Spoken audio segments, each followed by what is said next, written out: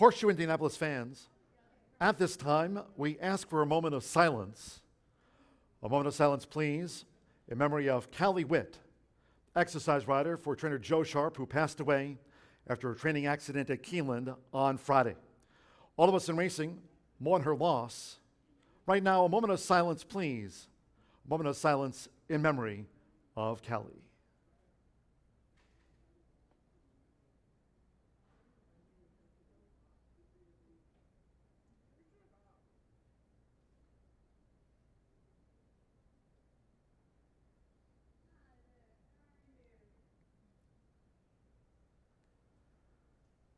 Thank you.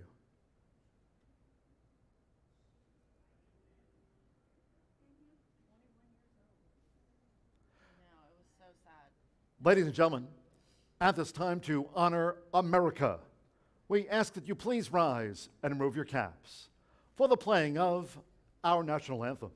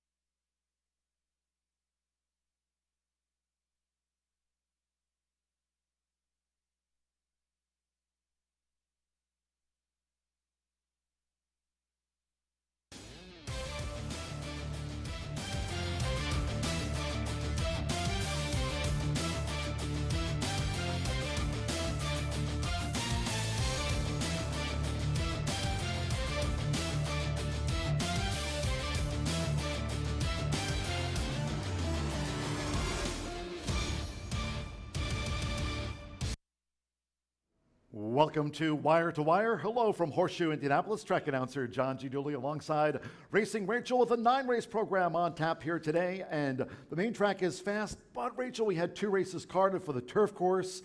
But those rains yesterday, now they knock us off the turf here on the Wednesday card.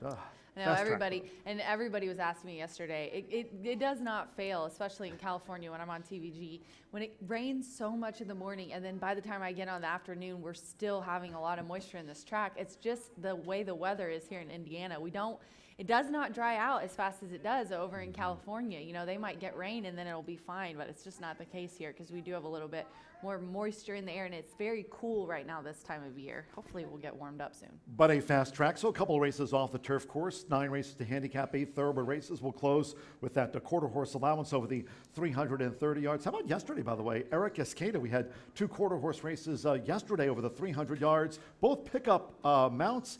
2 wins for Eric Escada on the quarter horse wise and they on the Tuesday card. They paid really nicely too. The first one was a was it a 19 or it was double digit anyways, winner, and then in the teens, and the case again, another nice long shot, and for a training double for Lorado Barata as well. So they teamed up for those wins. So took the quarter horse races last night, and another double in thoroughbred as well for Sammy. Yeah, Sammy Bermudez and Joe Ramos, also a couple of wins for Randy Klopp, one of those in a dead heat. So I think first dead heat of the season here at Horseshoe Indianapolis. By the way, schedule-wise, no live racing tomorrow, so it'll be dark Thursday, Friday. Hope you can join us. Huge day on tap here. We'll have live racing at Horseshoe Indianapolis on Derby Day starting at 10 a.m. You can watch all the races from under the Twin Spires. Of course, the big day, 148th running of the Kentucky Derby on Saturday at Churchill Downs, and we're excited for Derby Day here on Saturday, and we start early, Rachel. Yes, we do. That first post at 10:10. I was just talking to Brian Aragoni last night, late, and he was like, man, 12 races and a 10 a.m. post. And honestly, it's not the long card. It's not the huge number of races that gets me. I am just not a morning person. It does not matter for me if I go to bed, if I have a baby that I'm taking care of, or if I go to bed at 8 p.m. I just do not like getting up super early. But such is life. At least I'm used to it right now since I have a 2-month-old at home, right?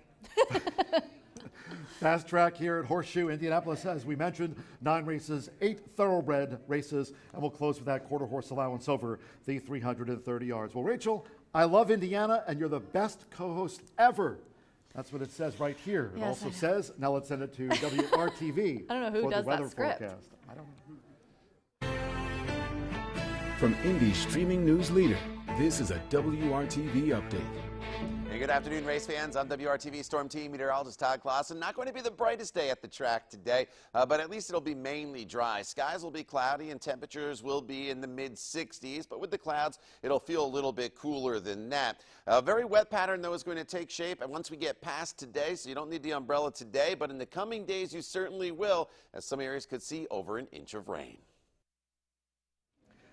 Well, Todd's the best. Cheers to our good friends at WRTV6 with the weather forecast. Fast track here, and Rachel, you're the best too. Yeah, do you think you're the best, John? No, you're the best. No. But you know what? We should probably let Todd know that you're not allowed to bring umbrellas on the apron. See, that said, take your umbrella, yes.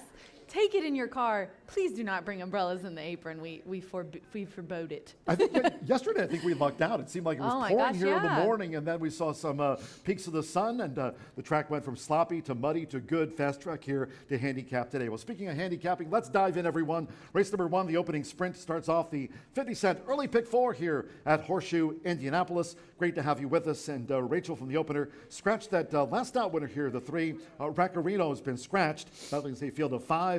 They'll go that sprint distance of 5.5 furlongs. I mean, speed, stalkers, they've proven the best so far at this meet. We're on the 6th racing day here of the season, but so far, Ed DeRosa shared that. Of course, our friends with Horse Racing Nation sharing some stats, retweeted that out this morning, talking about speed horses, post positions already 5 days through the meet here. But it seems like so far you need speed, or certainly that stalking ability, and who you want here in the opening. Yeah, and I will mention Eddie D again. He said most of the winners are coming off layoffs, which honestly, the first couple of days we were a little thinking it was going to be a different situation, but they are coming off layoffs as horses who previously raced at Horseshoe Indy have won 18 of the 44 races. Oh, so great stat. Great stat from Horse Racing Nation and Ed DeRosa. We got him on the payroll this year to keep those, because those little idiosyncrasies are very important here at the beginning of the meet. In this opener, a very interesting race, claiming for 15, and not something that we are going to talk about these HS Indy breds in this one, because we've got horses coming from all over the place here. Turfway, Delta, Mahoning Valley. So this is an interesting one, a lot of angles to look at, but I went 4-5-2, quickly rhythmic ruler. Morales aboard for Amos, making a big drop. Finally broke the maiden at Houston in January, ended up trying an allowance at Delta and ended up, not doing very well. So he's brought in Indiana, dropped into a claiming race, is in for the tag. And that's always interesting when Tom does that. Then the 5, Inherent Powers, Sammy, who had a great day yesterday, Ray Paquette, as well, an Indiana trainer who knows the track well. This one is dropping from allowance ranks as well, and it's second off the claim, which is definitely a key start. And a first-time gelding angle with the 2 I threw in because my 3 got scratched.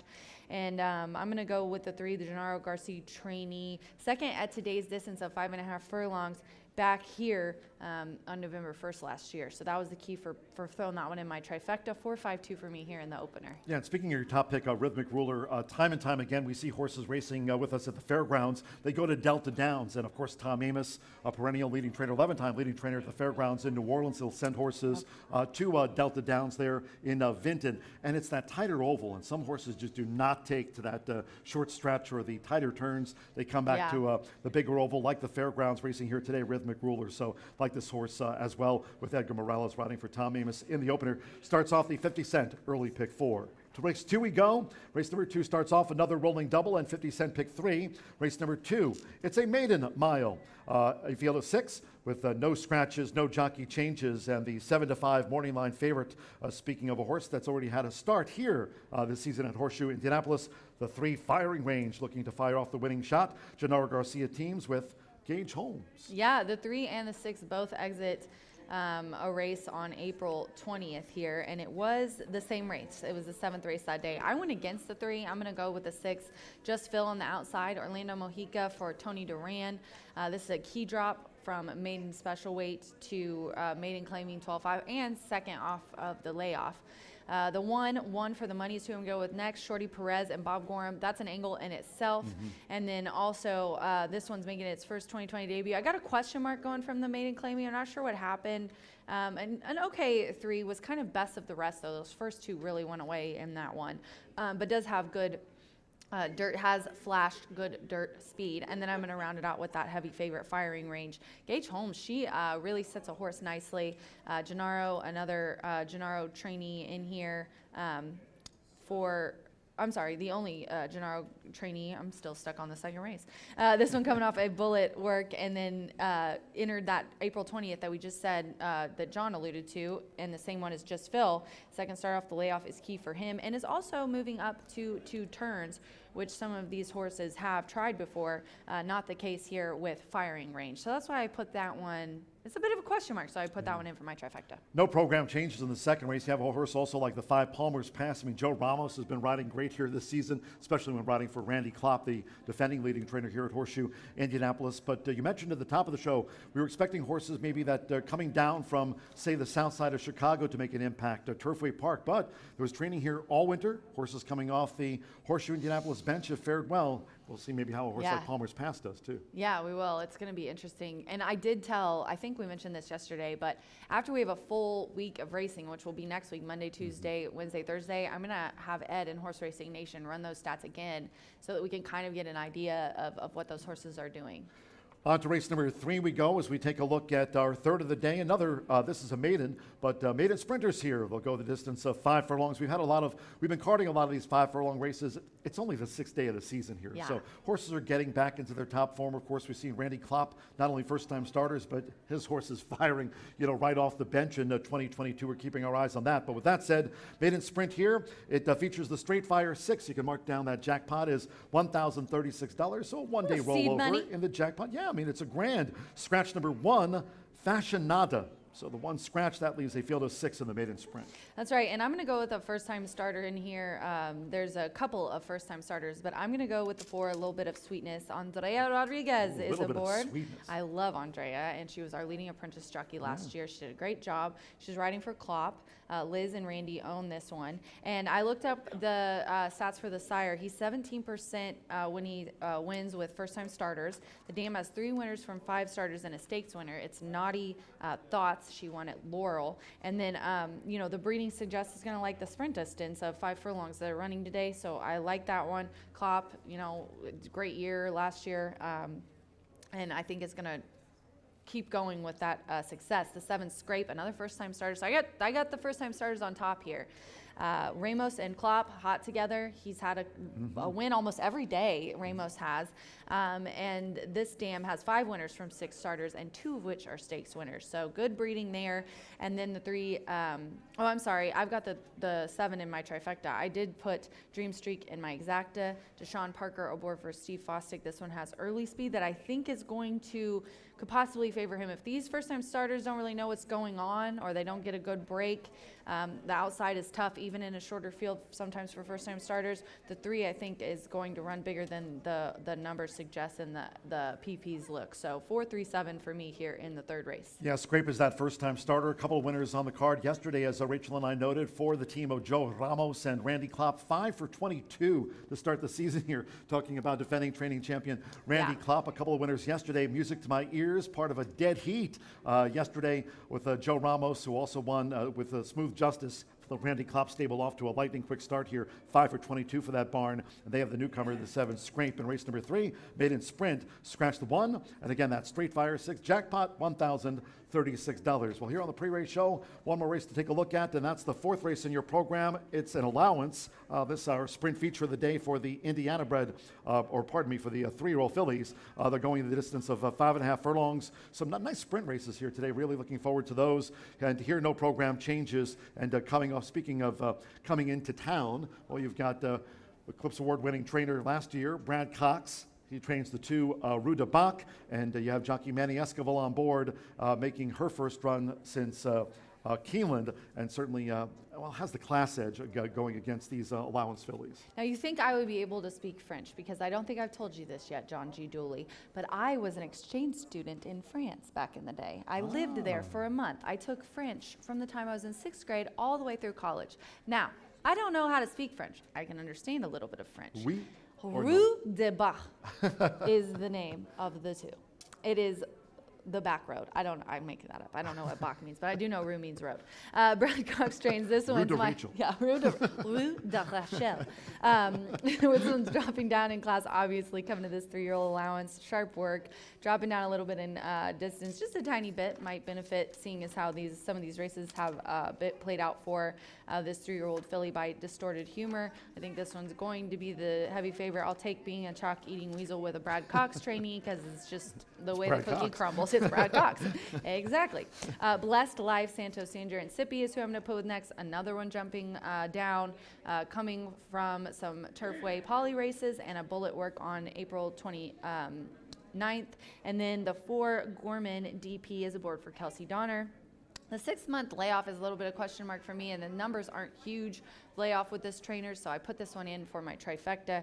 We'll see what the odds will be. It's 5-2 on the morning line, but I've got 2-5-4 here for me in the 4th race, which kicks off the 50-cent pick 5 that we will be talking about, and Brian will be going into detail with later. In just one moment, and that is the sprint feature for those 3-year-old fillies in race number 4. Thank you, Racing Rachel, with her thoughts and analysis on our first 4 races here. Speaking of that 50-cent pick 5, it starts on the 4th race. We'll take a quick commercial break. When we come back, we'll take a look at our broadcast partner, Brian Aragone's pick 5 ticket. Back with more from Horseshoe Indianapolis on a Wednesday, right after this.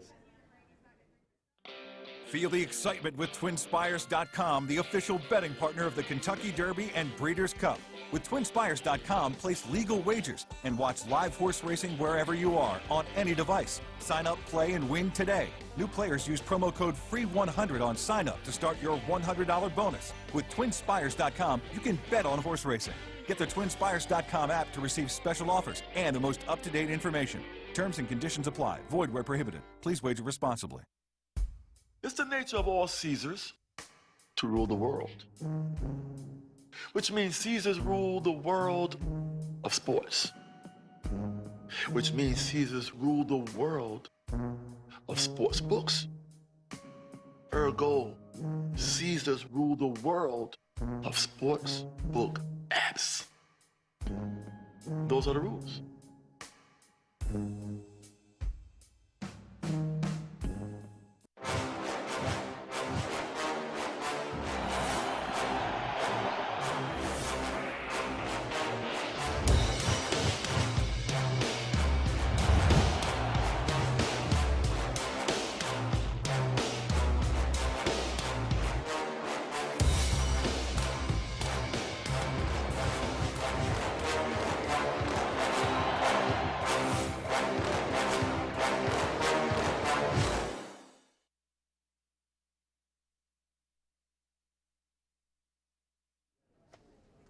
We're back on this Wednesday edition of Wire to Wire. Track announcer John G. Dooley, along with Racing Rachel here at Horseshoe Indianapolis. Our broadcast partner this season is Brian Aragoni. And Rachel, since we've kicked off the season a couple of weeks ago, we talked about how Brian does a terrific job not only analyzing the races, but how he structures his multi-race tickets. And that's the case today. We have that 50-cent pick 5 starts on the 3-year-old filly sprint feature in race number 4 as we take a look at Brian's 50-cent suggested pick 5 ticket. It's right here for our fans.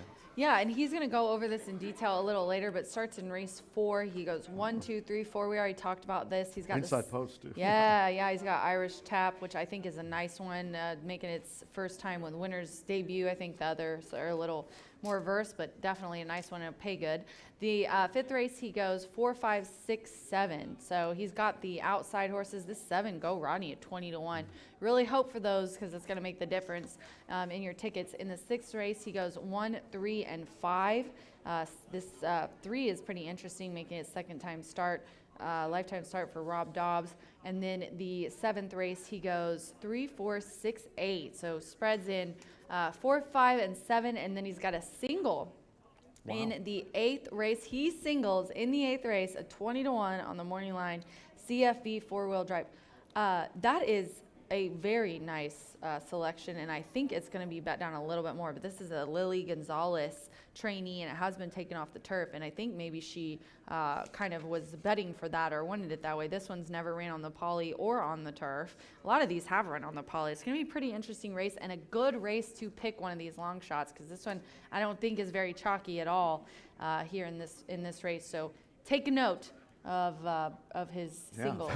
That's a hell of a single, isn't it? By the way, speaking of that 8th race, also race 6, they're the two that have come off the turf course here today. So race 6 and that 8th race, you see Brian's single there with the 10, as Rachel just noted, CFV 4-wheel drive looking to kick it into gear at those 20-1 morning line odds. That was a race that was carded for the turf course. Main track fast races 6 and 8 go at 1 mile and 70 yards. As we mentioned, no live racing here tomorrow. No live racing on Friday. We'll be back on Saturday. It's Derby Day. Hope you can join us. We'll have plenty of activities for you and the entire family to enjoy here. We kick off our live racing program at 10:10 a.m. But speaking of the Kentucky Derby, you can call 317-421-8801. Talk to Beth for more about reservations here. If you can join us here talking about seating packages for this Saturday's Derby Day here, contact Beth at the number you see on your screen. But Rachel, speaking of the Kentucky Derby itself, how about that Summer is Tomorrow, a connection with Kim Hammond, of course, who trains here at Horseshoe Indianapolis. Yeah, shout out to B for sending us this. Brian Aragoni texted us the other day. Very nice. This is the kind of stats that Tammy loves. She was very excited about this, I could tell. But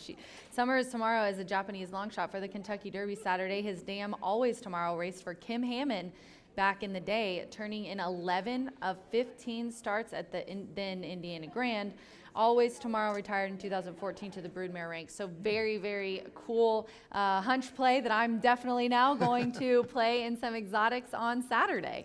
I'm still rooting Epicenter. Kim, yeah. But that's wonderful. We appreciate Brian sending that to us. Yes, So, of course. So many. You all have your picks for Saturday. Yes, it's Derby yes. Day. Yeah, it is. I'm excited. We're going to have to do a little Kentucky Derby segment for our top picks, and we'll go head-to-head with Brian, and whoever loses has to buy beer on Caesar Steaks Day.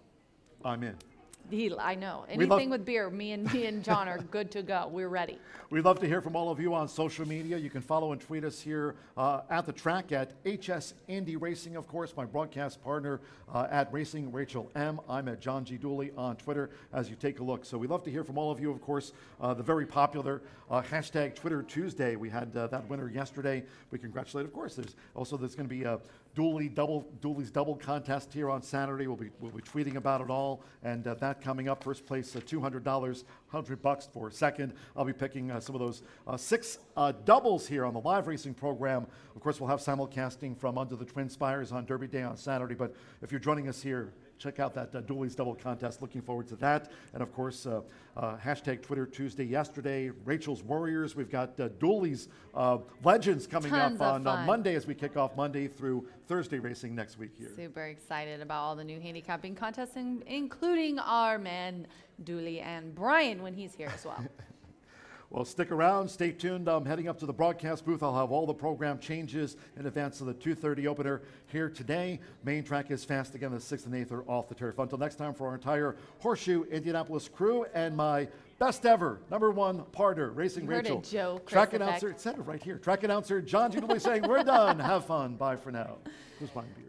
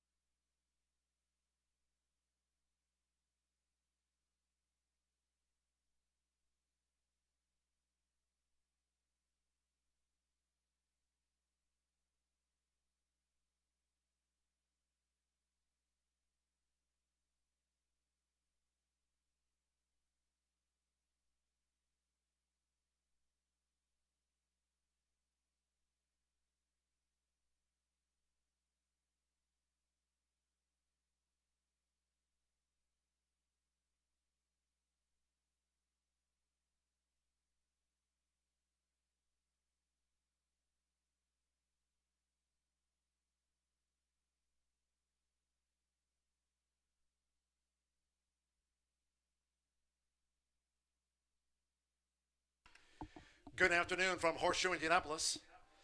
Hello from the broadcast booth now. Track announcer John G. Dooley. 9 races on tap. 8 thoroughbred and the quarter horse over the 330 yards to close us out. Fast track. We're off the turf. Races 6 and 8. will be run on the main track. We're off the turf, main track fast. Let's take a look at the changes and corrections on today's racing program. Opening sprint starts off the 50-cent early pick 4, scratch 3, Raccarino. No superfecta wagering on the opener. No superfecta, scratch 3, Raccarino.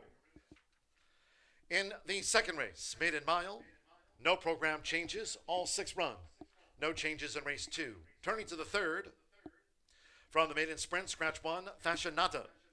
Note the 20-cent Street Fire 6 jackpot stands at $1,036 for the Street Fire 6.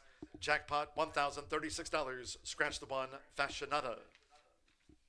In the fourth, start to the 50-cent pick 5, no changes. Sprint feature of the day, no changes in the fourth, scheduled at $3.55. Race 5 of today's 9 starts off the 50-cent late pick 4, no changes in the fifth. Sixth race off the turf. This will now be run on the main track at 1 mile 70 yards. Scratch the 2, Kangaroo Talk, 6, Indy Biz, and 11, Taurus Star. Scratch the 2, 6, and number 11. No jockey changes. 1, Jeopardy Theory, £1 over. In our 7th of the day, scratch the maiden sprint, number 7, Very Best Cafe. Number 7, Very Best Cafe has been scratched. No jockey changes, no overweights. Number 4, Latigo. Note the ownership should read Spies Stable LLC, Roger Spies and Randy Klopp. Part of the ownership of the 4, Latigo. Scratch the 7. Race 8 is off the turf. The maiden will now be run on the main track at 1 mile 70 yards. Scratch the 7, hit the gavel, and 9, He Reigns. Scratch the 7 and number 9. We'll close with a quarter horse allowance over the 330 yards. Scratch from the 9th race. Number 3, One Special Wave. And 12, Apolitical B-Girl. Note 11, Separate Incident draws in. Will break from post 3 and the jockey Francisco Quintero. Francisco Quintero on number 11. Separate Incident draws in and will break from post 3. Overweights, the 4 plus 4, number 7 plus 2, the 8 plus 2, 10, J Corona Extra, the jockey Jose Ruiz. Jose Ruiz on 10, J Corona Extra, and 11, Separate Incident. Once again, we noted a jockey change there. We'll break from post 3 with Francisco Quintero, £2 over. Scratch 3 and 12. There a look at the changes and corrections on today's racing program. Main track fast, and the opener due off in 9 minutes time.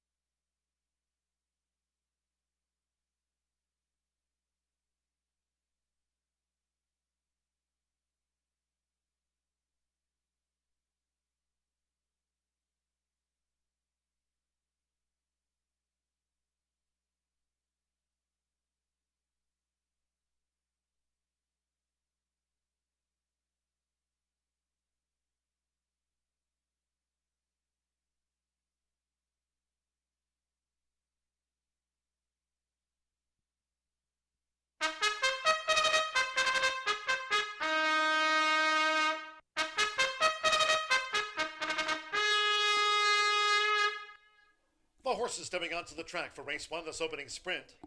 At the distance of 5.5 furlongs, a field of 5. Scratch number 3, Raccarino. Scratch the 3. No superfecta bets. Race 1 features Win Place Show, Exacta, Trifecta. Race 1 starts are rolling doubles, 50-cent pick 3s and the 50-cent early pick 4. No superfecta. Scratch number 3. On parade, 3 minutes to post time. 3 minutes.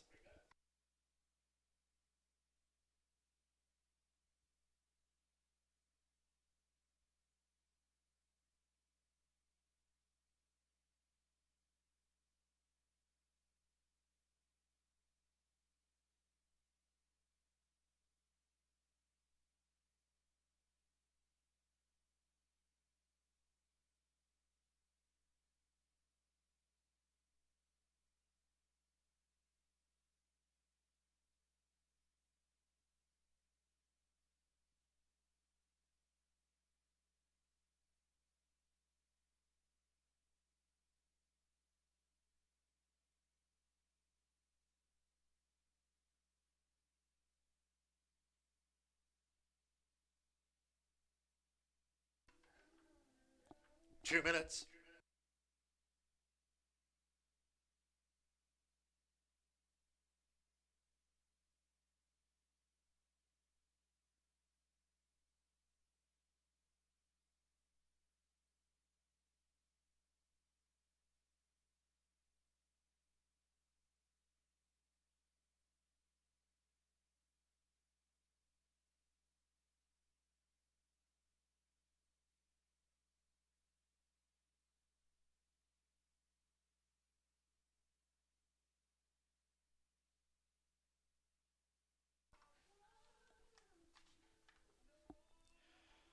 Once again from this opening sprint, scratch number 3, Raccarino.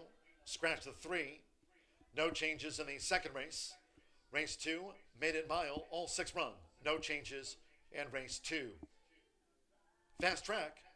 Start to the 50-cent early pick 4. You have 1 minute.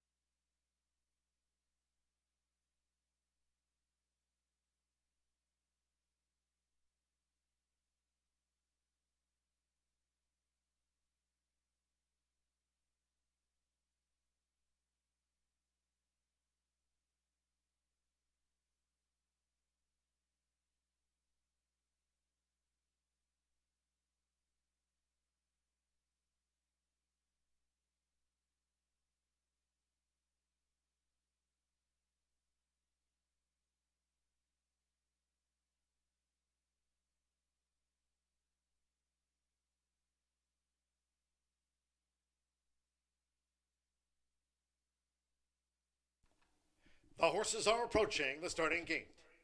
Last call for the 50-cent early pick 4. Fast Track. Going to the 5.5 furlong start for the opener.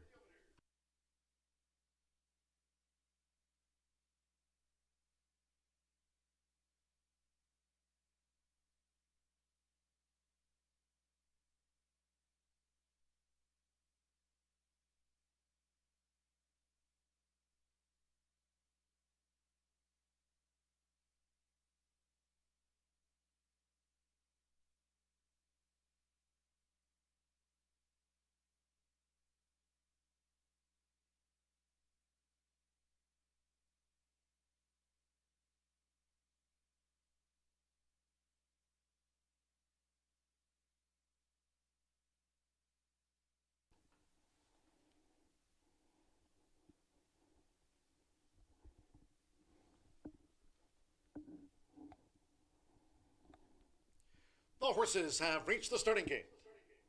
It is now post time. They're going in. Jose Riquelme with Schenectady Star. Now Marcelino Pedrosa Jr. with Anger Soul. Like Schenectady Star, both for Gennaro Garcia. 1-2 opening favorite Rhythmic Ruler. Son of American Pharaoh, Edgar Morales for Tom Amos. Favorite went it well. Rhythmic Ruler. Now Sammy Bermudez with Inherent Powers coming up. So stand by, one more. Manny Escobar with Killer Bee. At 5.5 furlongs, all 9 races today will be run on the main track. Main track fast. They're in the gate. Weighing, running out Horseshoe Indianapolis, and there goes Rhythmic Ruler. Edgar Morales in the first favorite. Rhythmic Ruler dashed to the front and has opened up an early 3.5 length advantage on Ingersoll, who's joined toward the inside by Inherent Powers. A break of 5 more to Killer Bee, who's running second to last and beaten for pace. Schenectady Star trails here in the Wednesday opener. The leader is Rhythmic Ruler at 1-5. Rhythmic Ruler out in front through an opening quarter in 22.79 seconds is Rhythmic Ruler. Rolling around the far turn, 3/4 length in front of Ingersoll in the white cap. With Inherent Powers running in third. A big break to Killer Bee, who straightens away in fourth and gets a pop of the crop, does Killer Bee. And Schenectady Star is last of the quintet as Rhythmic Ruler spins them in. It's Rhythmic Ruler who leads down toward this final furlong. Rhythmic Ruler out in front has kicked away from Ingersoll by 5 past the 16th. Inherent Powers, Killer Bee toward the rail. Schenectady Star is the distant. It's Rhythmic Ruler and Edgar Morales. Rhythmic Ruler gets the result, won by 6. Second photo, close in the end, Ingersoll, Killer Bee had the rail. And then next across was Inherent Powers, and Schenectady Star was last of the 5.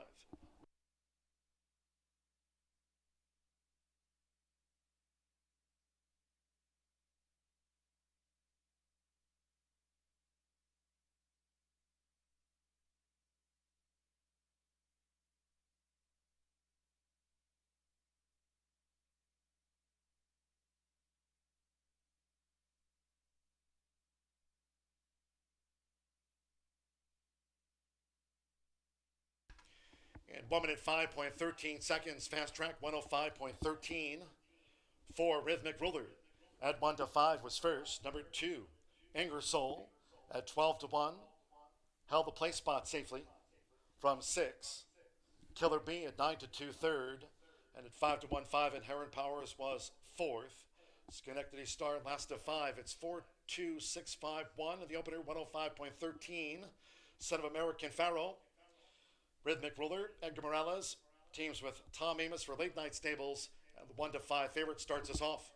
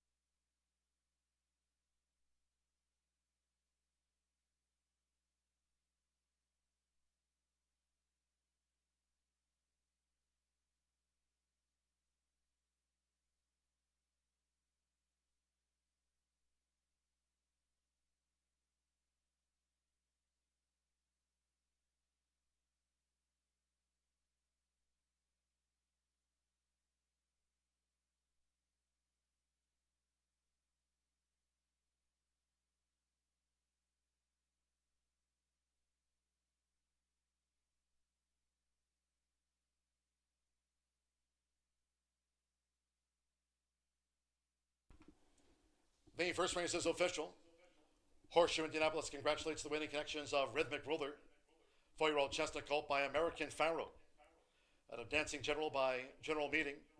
Winners bred in Kentucky by Jack Swain III. Tom Amos trains for Bob Delaney's Late Night Stables LLC. Rhythmic Ruler takes out the opener at 1-5. Results in 4-2 exact and $9 even. 50-cent trifecta. Killer Bee was third. 4-2-6, $5.75. In the sprint opener, 3 was a non-runner. Favorite was first. 5 ran 105.13 fast track. Race 2 maiden mile. No changes, all 6 run. No changes in our second of the day. Race 2 features exacta, trifecta, superfecta, double. The start of another rolling 50-cent pick 3. Post time will be in 18 minutes at 2:56. In all cases, please make your selections and wagers early. Thank you. Up next, our first replay of the day.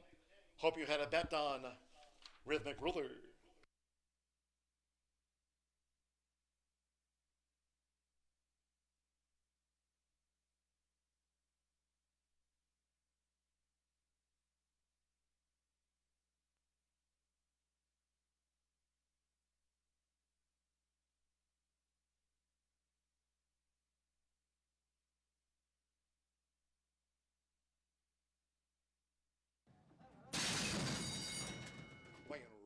Running on Horseshoe Indianapolis, and there goes Rhythmic Ruler.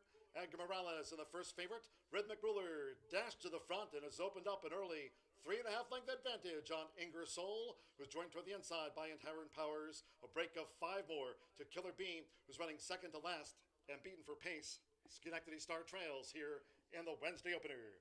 The leader is Rhythmic Ruler at 1-5. Rhythmic Ruler out in front through an opening quarter in 22.79 seconds is Rhythmic Ruler. Rolling around the far turn, 3/4 length in front of Ingersoll in the white cap. With Inherent Powers running in third. A big break to Killer Bee, who strains away in fourth and gets a pop of the crop does Killer Bee. And Schenectady Star is last of the quintet as Rhythmic Ruler spins them in. It's Rhythmic Ruler who leads down toward this final furlong. Rhythmic Ruler out in front has kicked away from Ingersoll by 5 past the 16th. Inherent Powers, Killer Bee toward the rail. Schenectady Star is the distant. It's Rhythmic Ruler and Edgar Morales. Rhythmic Ruler gets the result, 1-6. Second photo, close in the end. Ingersoll, Killer Bee had the rail.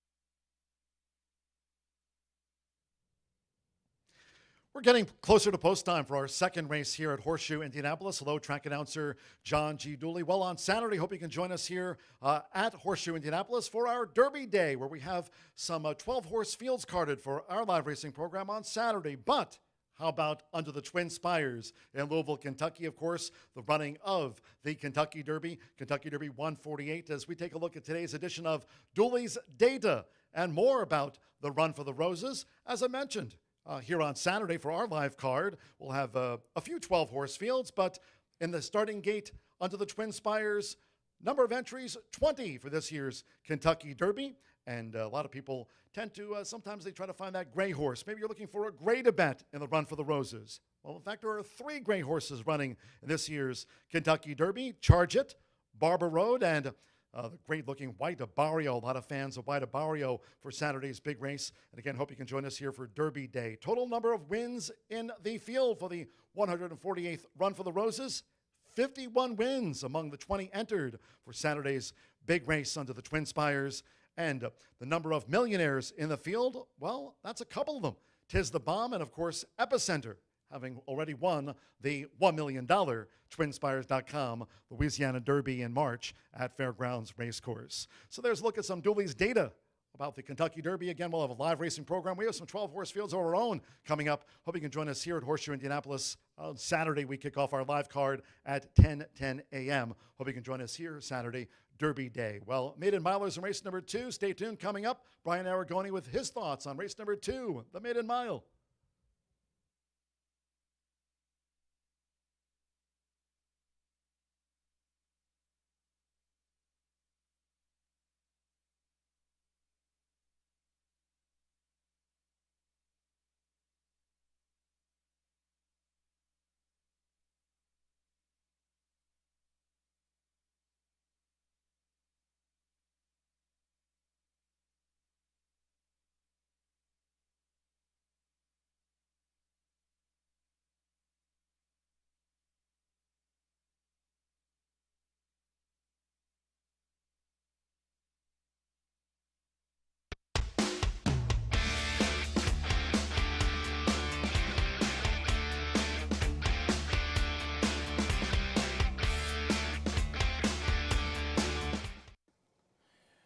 Race number 2 coming up just a few minutes from now as the field of 6 joins us down here in the paddock. No scratches, no changes on a fast main track. The distance is going to be 1 mile. 6 will go to the gate.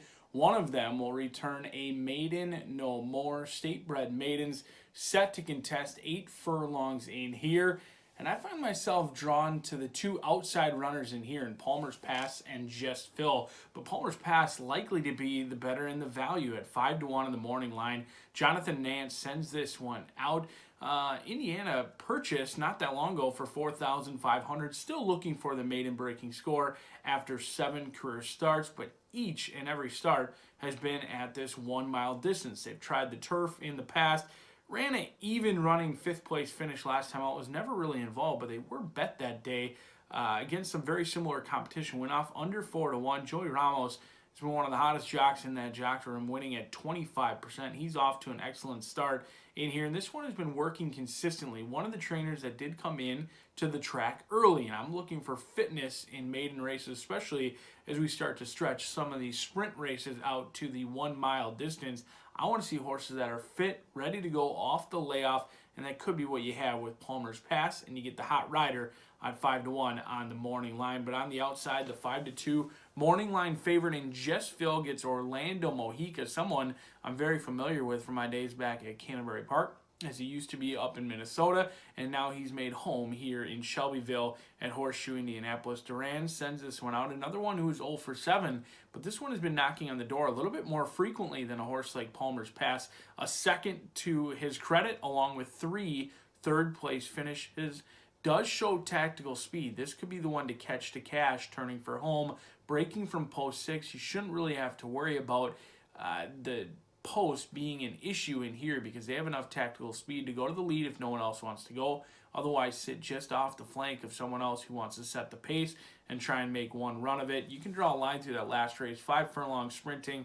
unlikely to be what Just Phil wants to do. I think certainly wants 2 turns, wants to carry that speed, doesn't want to be chasing into quick fractions like they did last time. 23:46, a little bit too quick for Just Phil. We'll look to set some pace fractions around 24:49 in here and see if he can kick on very well. But down on the inside, another runner. And in state-bred maidens and maiden claiming ranks, I always look for horses that are lightly raced, and that's what you have with One for the Money. Perez gets the call in here for Robert Gorham. They've tried much tougher. They tried maiden special weight on the turf, still lightly raced. One of those races was on a muddy racetrack as well.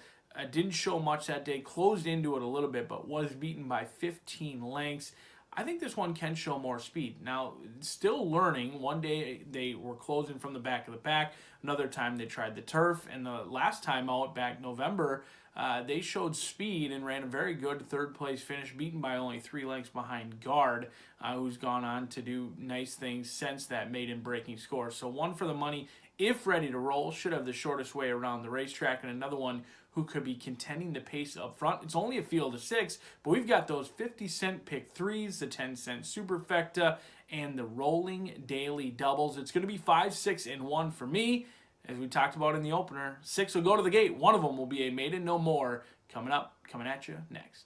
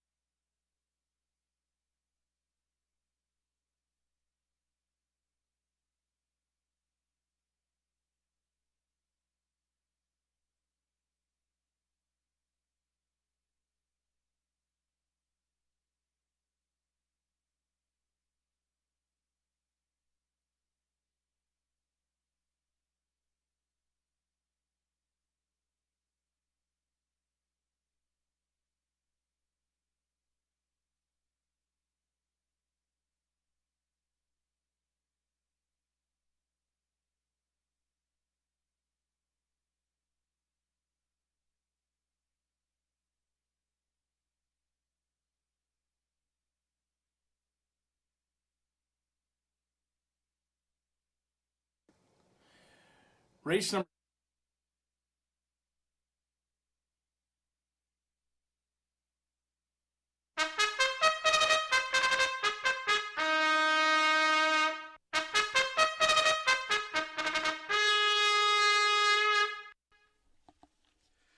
The horses stepping onto the track now for the second race. This race carded over the mile. All 6 maidens run. No changes in the mile. Race 2 features Exacta, Trifecta, Superfecta, Double Pick 3, Fast Track. 4 minutes to post time. 4 minutes.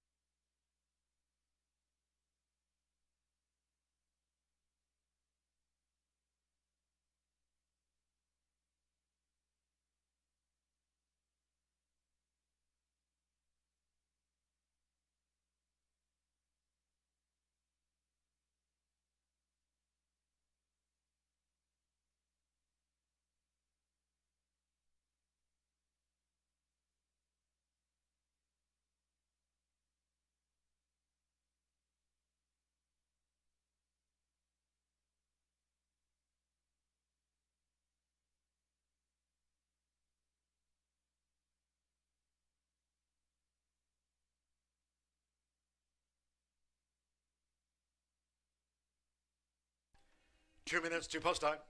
2 minutes.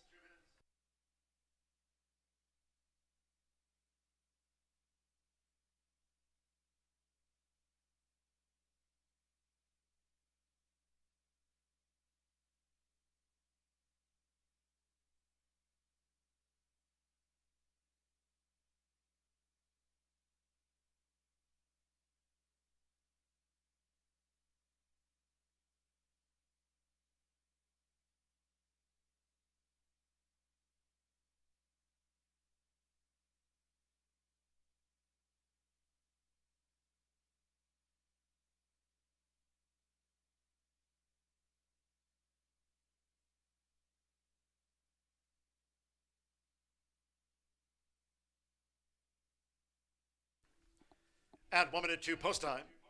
1 minute.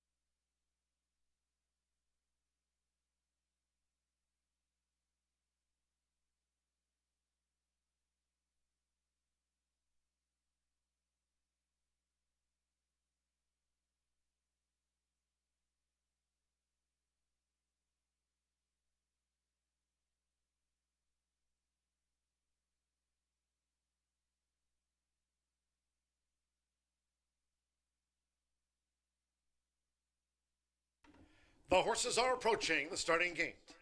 Going down to the mile start. Fast track for race 2.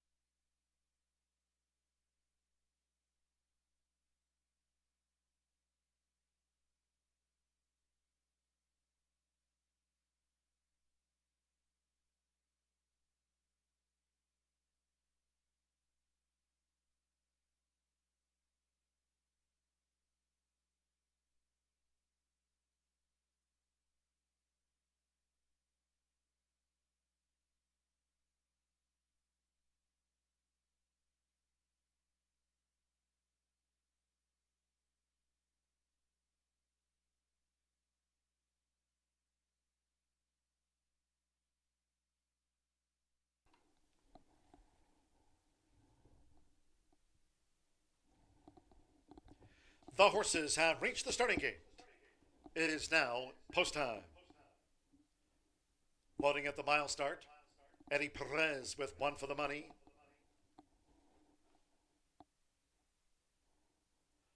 Joshua Morales, Tucker's Star coming up.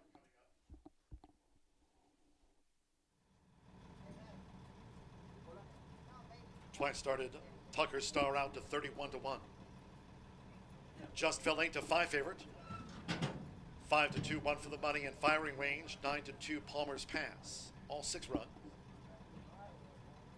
Now firing range. Apprentice Gage Holmes with 2 career wins claims the 10 pounds.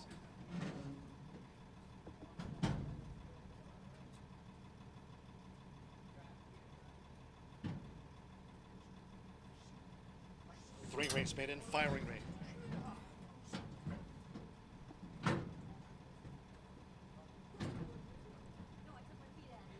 Now apprentice Andrea Rodriguez with White Silver Sands. Given a 13-1 chance with 2 back.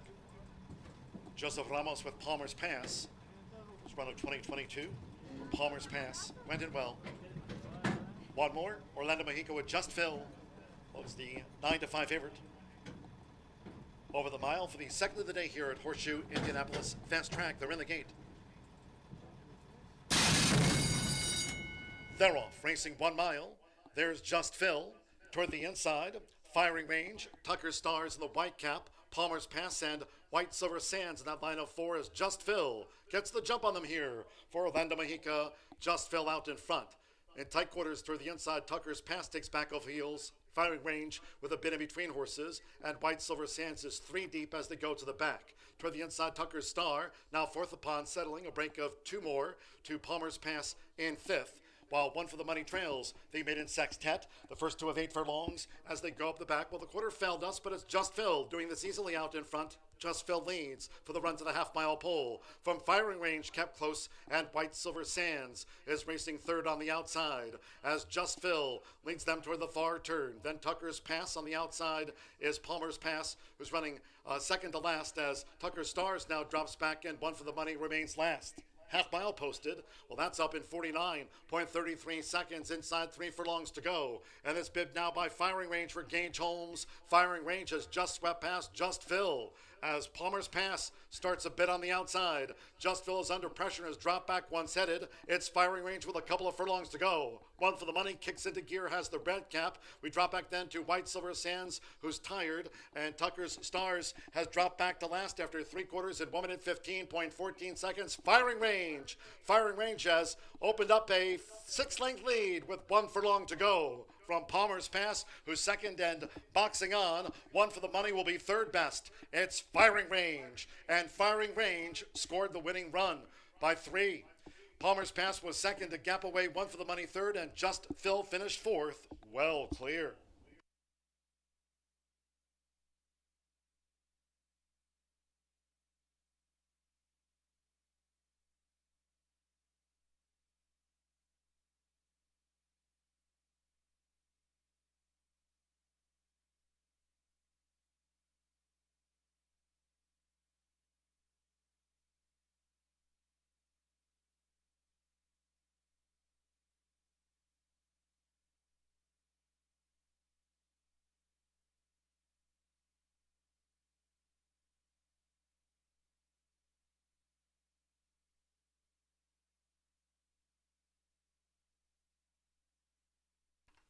Three, 5, 1, 6, 141.09 for the mile. 141.09. Number 3, firing range, 2-1 first. Beats home 5, Palmer's Pass, 9-2 on the place horse. Number 1, One for the Money, 2-1 third, and 6, Just Phil at 8-5. Favorite ran 4th, 141.09. So it's a 3rd career win for apprentice Gage Holmes here for Gennaro Garcia. Firing range gets off the mark in his 4th maiden run.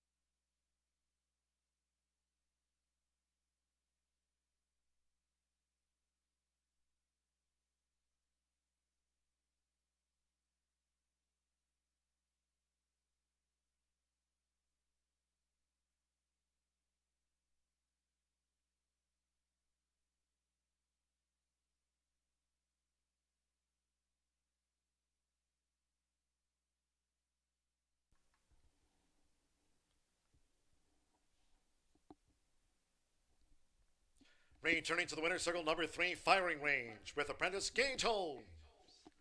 Firing Range is a 3-year-old bank gelding by Firing Line. Out of the Indy Wind Mare, Under This Influence, winner was bred in Indiana by Deanne Bear, Greg Bear, and Jay Goodwin. For Gennaro Garcia's Southwest Racing Stables Incorporated, Horseshoe Indianapolis congratulates the winning connections of Firing Range. Takes out the maiden mile to the tune of 2-1. 3-5 exacta paid $37.20.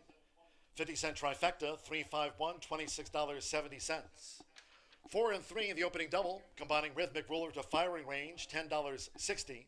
And with Just Phil fourth, the 10-cent superfecta, 3-5-1-6, paid $6.85. In the maiden, the favorite was fourth. All 6 ran, 141.09, the posted final. To the third we go. Maiden sprint over the 5 furlongs, scratch 1, Fashionata. Number 1, Fashionata, has been scratched. Race 3 will feature Exacta, Trifecta. There's the 10-cent Superfecta.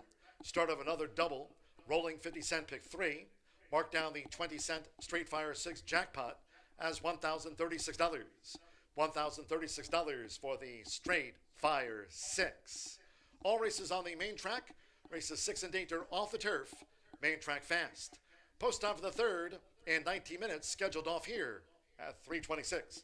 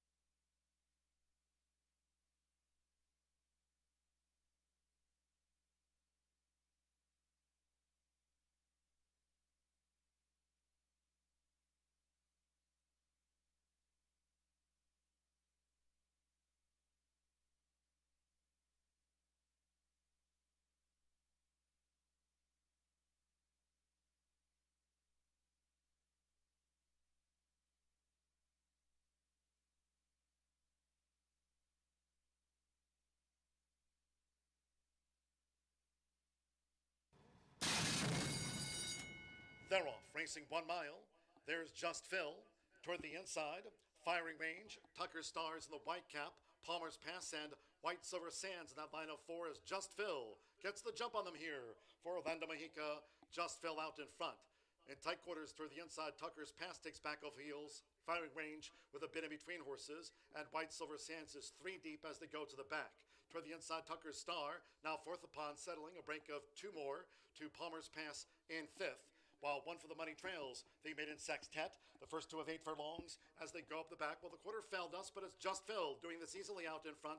Just Phil leads for the run to the half-mile pole. From Firing Range, kept close, and White Silver Sands is racing third on the outside as Just Phil leads them toward the far turn. Then Tucker's Pass on the outside is Palmer's Pass, who's running second to last as Tucker Stars now drops back and 1 for the money remains last.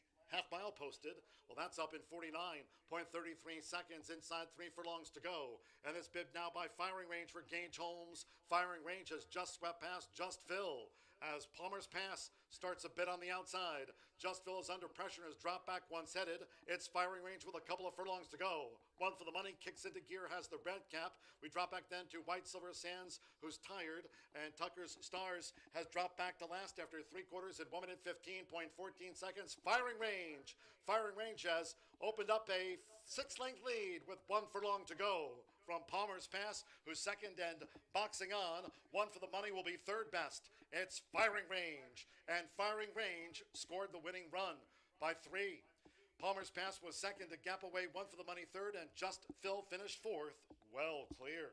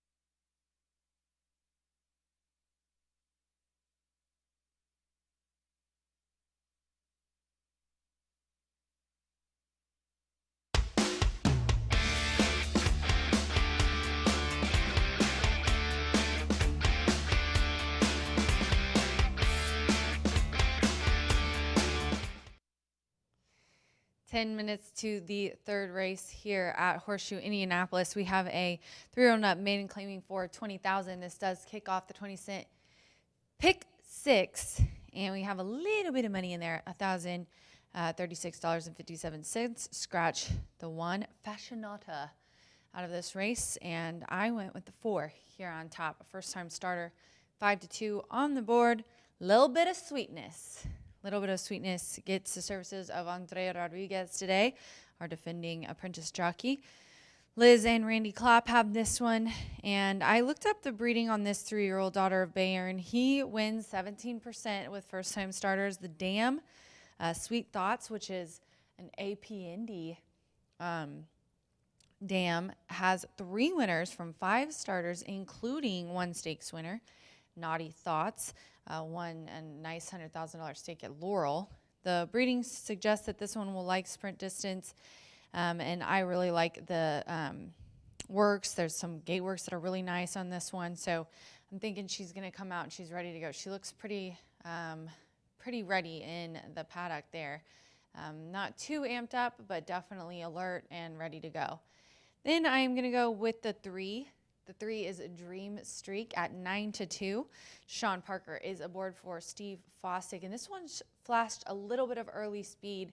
And I put this one in my second selection because I've got a couple of first-time starters here in my selections, and if you know, with them, you really don't know how they're going to take to the racetrack. So honestly, if they kind of don't fire going in or don't really know what's going on here at the first, which could most likely happen, I put the 3 in there because that early speed might be beneficial.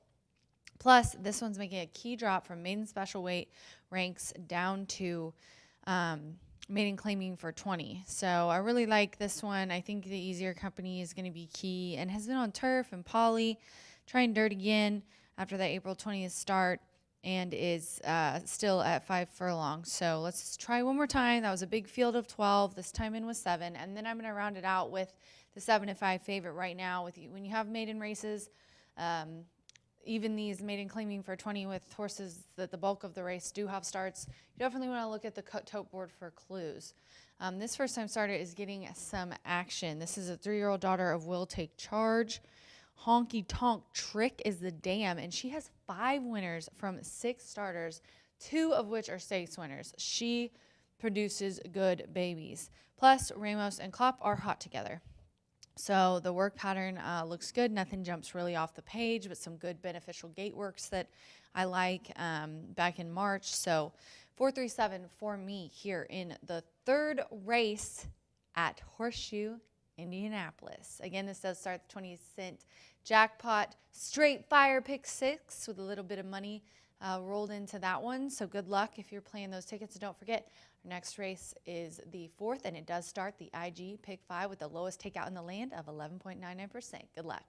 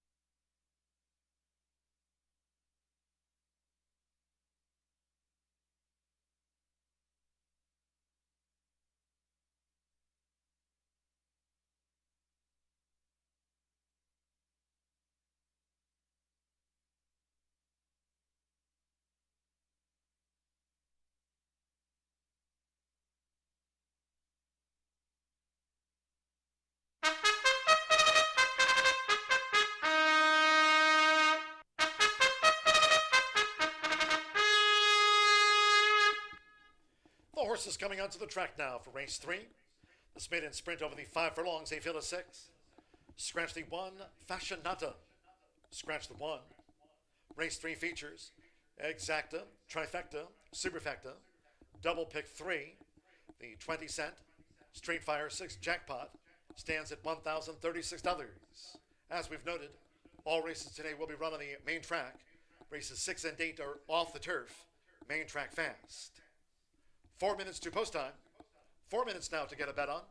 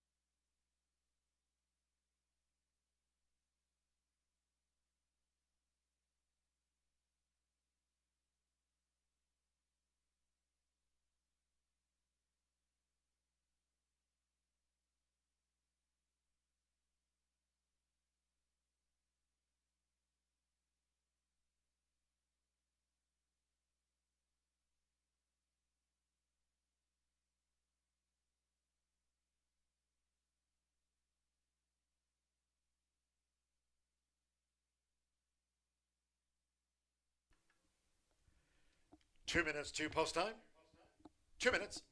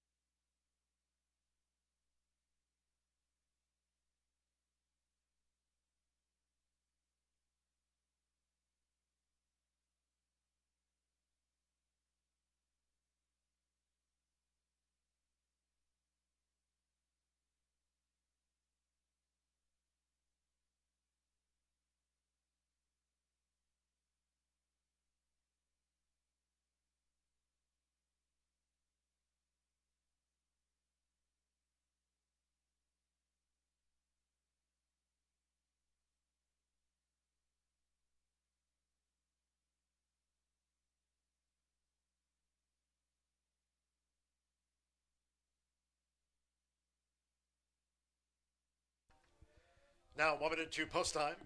Start to the 20 cent Street Fire 6 jackpot.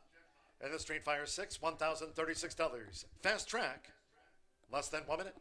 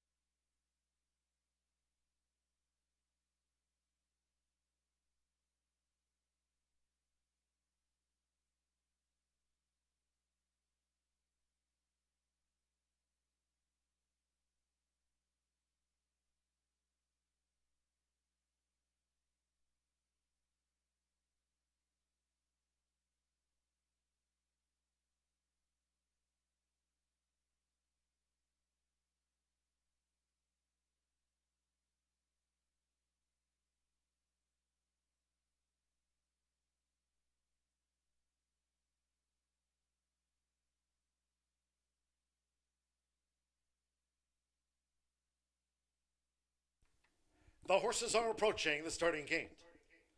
Last call for the 20-cent Straight Fire 6. Jackpot, $1,036. Fast Track. The Air Horse 1 Drone View. Maiden fillies going to the 5 furlong start for race 3.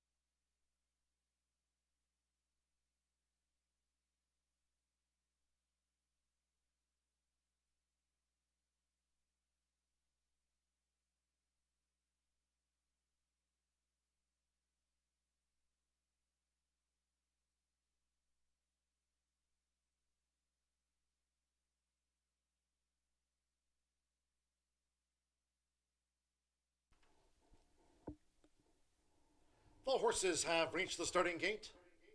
It is now post time. At 5 furlongs, they're going in. Apprentice Brian Rivera with Akida first up. Akida in. Deshaun Parker with Dream Streak. Joins Akida. 9-5 favorite now, Dream Streak. Apprentice Andrea Rodriguez with Little Bit of Sweetness, the Bayern filly coming up. Little Bit of Sweetness to join the line.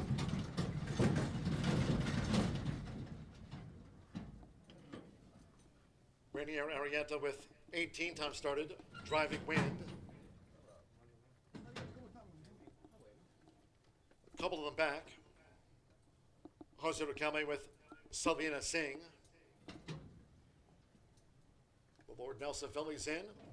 Stand by at 5 furlongs, one more. Joseph Ramos with Scrape. Here's Scrape like Little Bit of Sweetness. Both debut for Randy Klopp over the 5 furlongs, Fast Track. Start here of the Street Fire 6 Jackpot. All in line. And they're off. Dream Streak broke sharp there for Deshaun Parker. It's Dream Streak, challenged by Selena Singh. The newcomer Scrape and Little Bit of Sweetness now starts a bid. Little Bit of Sweetness gains third. Driving Wind in the green cap. Scrapes on the far outside. And Akita trails. The maiden filly sprint with inside a half mile to run. It's Dream Streak who leads against the rail, 3/4 length to Selena Singh, who stays close to the front runner. Dream Streak midpoint on the turn. And these two have come some 6 lengths clear from Little Bit of Sweetness in third. Driving Wind on the outside. Scrape is running second to last. And Akita trails as they come for home. It's Dream Streak. The opening quarter was 22.65 seconds. Dream Streak leads against the rail. Selena Singh now challenges on the outside for Jose Rocalme into the final furlong. And Selena Singh has gained the upper hand on Dream Streak. Little Bit of Sweetness and Driving Wind is a one-pace fourth close to home. It's Selena Singh, the Lord Nelson filly. Selena Singh scores by 2. Dream Streak was second, Little Bit of Sweetness third, and Driving Wind finished fourth.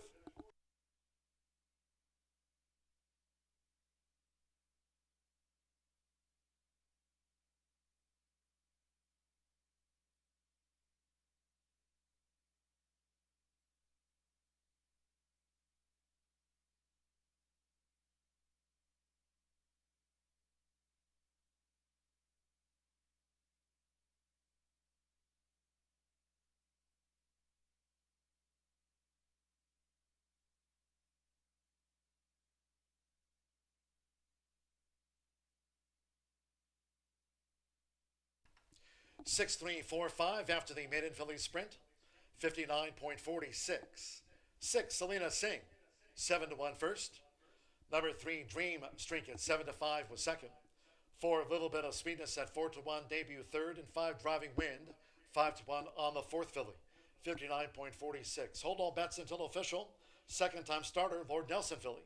Selena Singh. Jose Riquelme here for Gennaro Garcia. With a double on the card, it's Selena Singh at 7-1.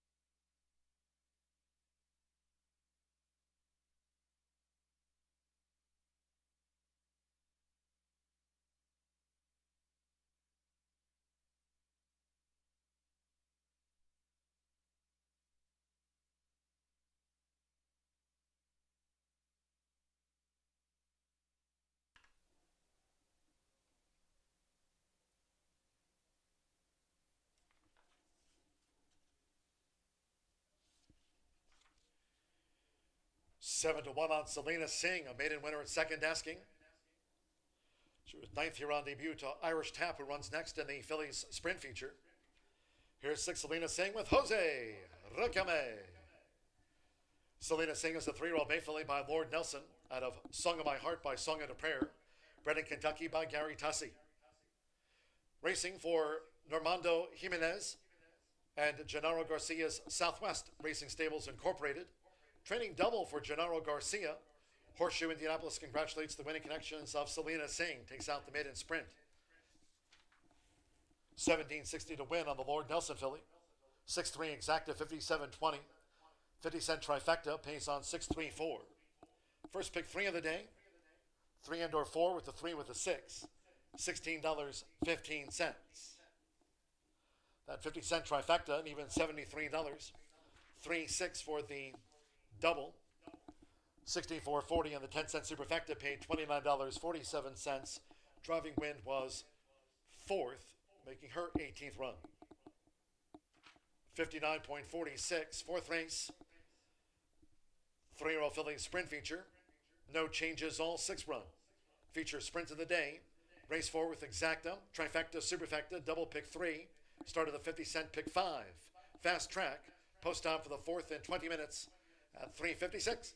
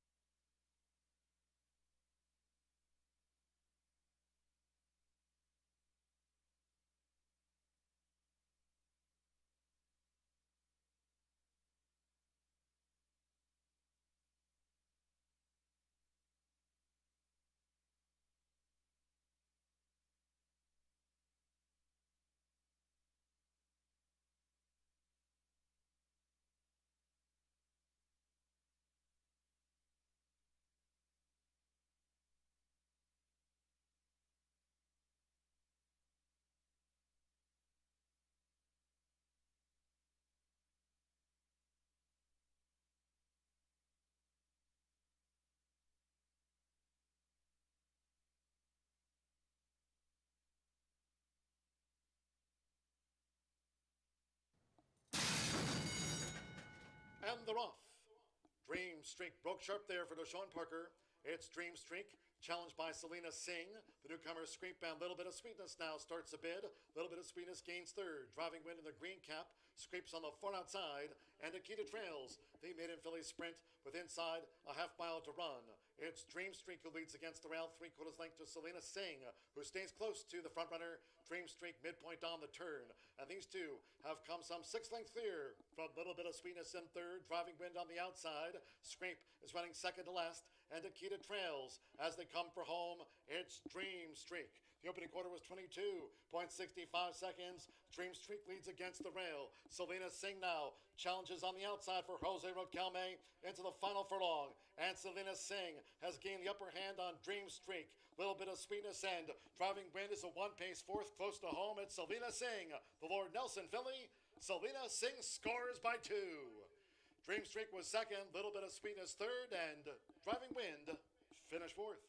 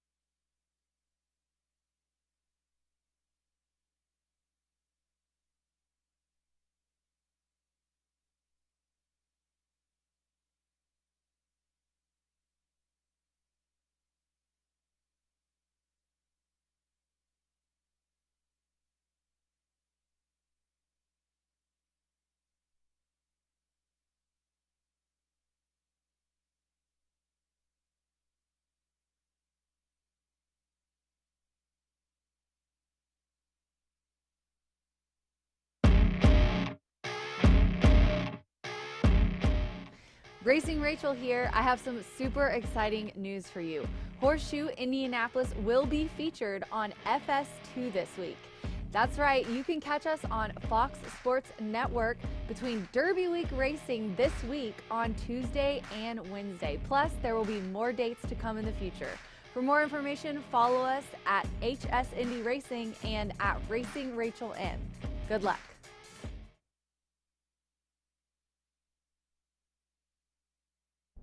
Hi, this is Jose Riquelme. You watching Horseshoe Indianapolis.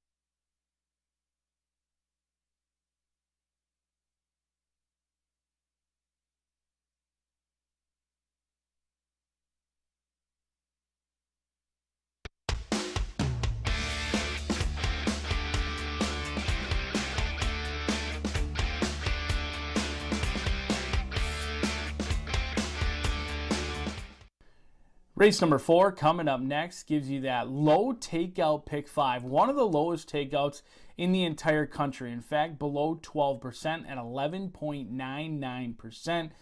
Less money taken out of the pot, more money returned to the bettors, and we have seen some very nice payouts in this pick 5 so far this meet. In fact, twice we've paid over $20,000. Yesterday, a string of favorites, and not just regular favorites. We had some heavily backed favorites, including the last leg where your favorite went off at, I believe, 4-5. Still returned over $700. If you're playing those pick 4s, I would strongly encourage you to also dive into those pick 5s. It's one extra race. It's a little bit more challenging, but it's also much more rewarding as well. 5.5 furlongs is going to be the distance in here. 6 of them will go to the gate. No scratches, no changes, and I was incredibly impressed with Irish Tap down on the inside. Now, yesterday, horses that came back from running in opening weekend didn't run all that well. In fact, many of them ran up the track, but I think Irish Tap could be different in here. The Klops own and train the Louisiana bred. Joey Ramos stays aboard, went off at 7-1, and I was taking notes, and this one broke like a shot down on the inside and just continued to find more. And early on in the meet, horses that were down on the inside showing speed on the lead were not having a ton of success. I thought this one was very impressive. The gallop out was good, and in fact, I was still watching after the winner's circle. She looked like she was on the toes, on the muscle, and ready to go around again. Plenty of energy left. I think taking on winners, going up in class, is a tough task, but 5-1, certainly a great value player in here for Irish Tap, but does have to deal with Gorman. This is the class of the field, and here has been taking on much tougher at the likes of Keeneland, Churchill, Colonial, Woodbine, Delaware. In 5 starts, the 3-year-old filly by American Freedom has yet to see the same racing surface, and today will be no different. 6 starts, 6 different tracks for Gorman. Deshaun Parker gets the call in here for Kelsey Danner. Did win the debut, the first career start. They made it a winning one, sat just off the pace and made one run of it late. Then the last couple of times they've showed a lot more speed, backed out of it. I'm guessing they're going to try and get her to relax. And turning for home, Deshaun Parker's certainly going to be pushing that button and hoping she responds kindly. Should appreciate the class relief. Hasn't been seen since October at Keeneland. Should come in fit and ready to roll. And Hillstone Martini, another horse that intrigues me in here for Steve Asmussen. Marcelino Pedroza gets the call. Also one who's taken on tougher in the past. Gets some class relief in this spot. Her best running has been on the front end by Cantharo. She's bred to be quick, and she is exactly that. She could be the pace setter in here, dueling with Irish Tap on the lead. But you've also got Rue de Bach, 9-5 morning line for Brad Cox. Esquivel getting the call. Another one who's awfully quick. Your inside 4 runners are your main contenders. That's going to be my primary focus to kick off this pick 5 as we look at the pick 5 ticket. And we're going to start 1, 2, 3, and 4. No strong opinions. I think Irish Tap can run back a big race in here. We are off the turf for races 6 and 8. So do note, off the turf for races 6 and 8. Now we'll be on the main track. That certainly changed some things when I was diving through in this pick 5 sequence. Race number 5, no strong opinions really. This feels like a race that you just want to get through. 4, 5, 6, and 7.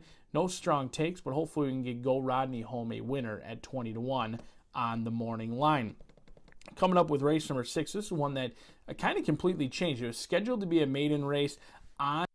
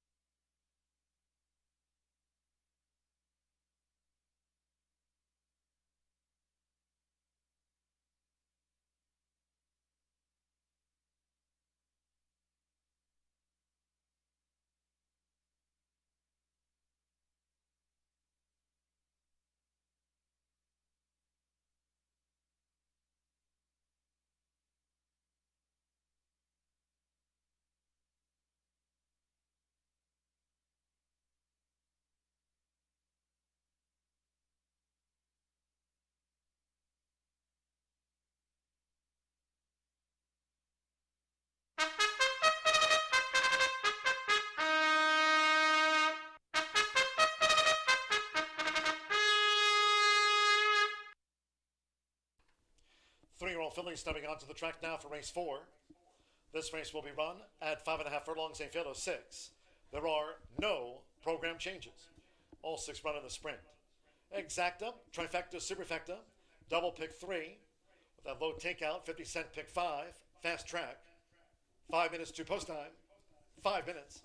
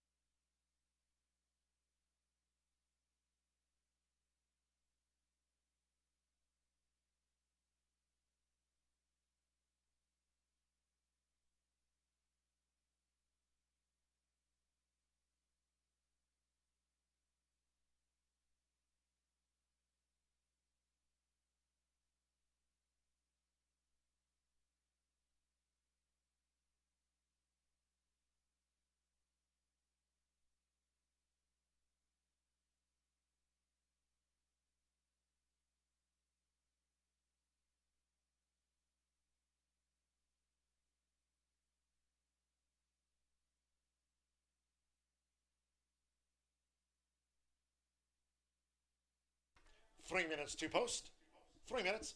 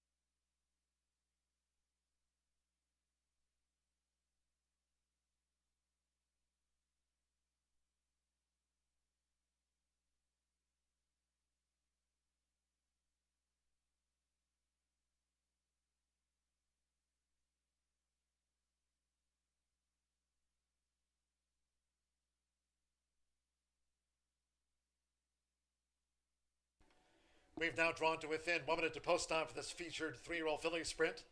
Fast track. Starts at the 50-cent pick 5 here at Horseshoe Indianapolis. You have 1 minute.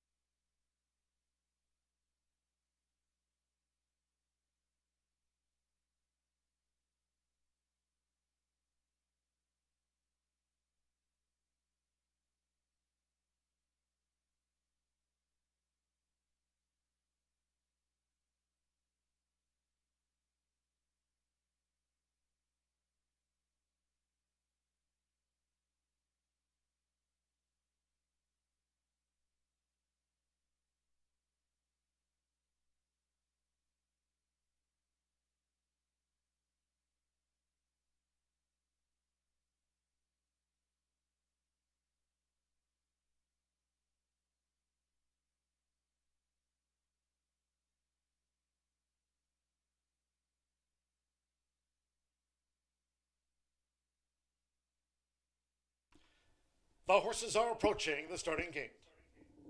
Last call for the 50-cent pick 5. Going to the 5.5 furlong start.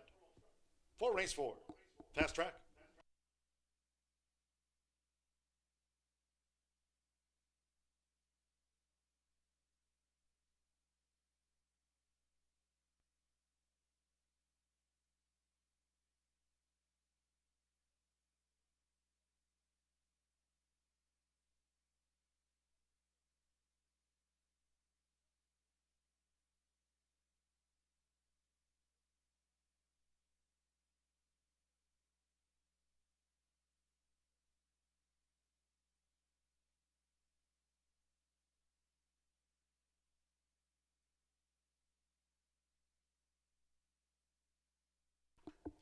The horses have reached the starting gate.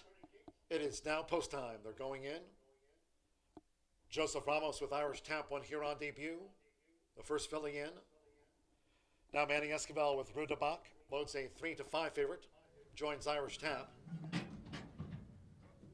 Marcelo Pedrosa Jr. with Hillstone Martini. 7 times started as a juvenile. Hillstone Martini's in. Sean Parker with Gorman. Drew 4. Rue de Bach, the 4-5 sprint favorite over the 5.5 furlongs. Fast track. There's a couple in the back. Sando Sanjor with Blessed Life.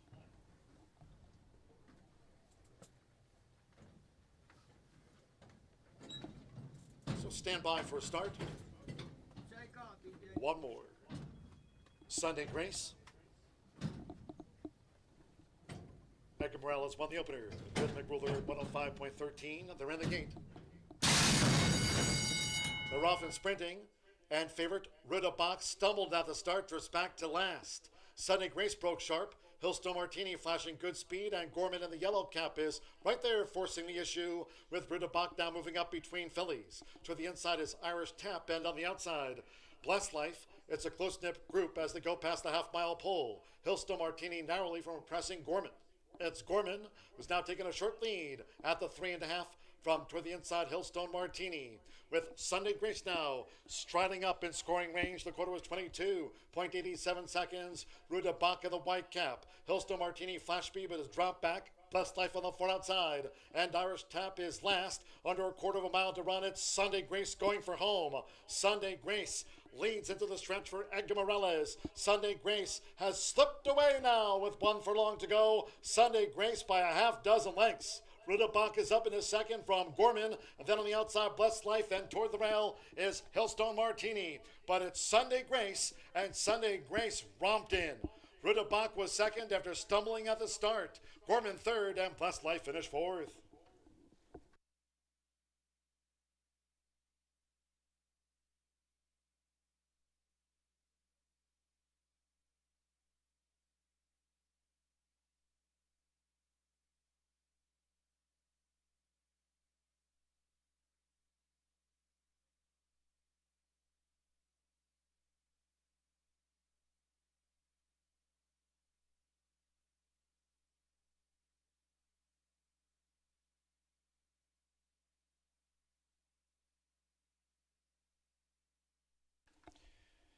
And 1 minute 4.57 seconds.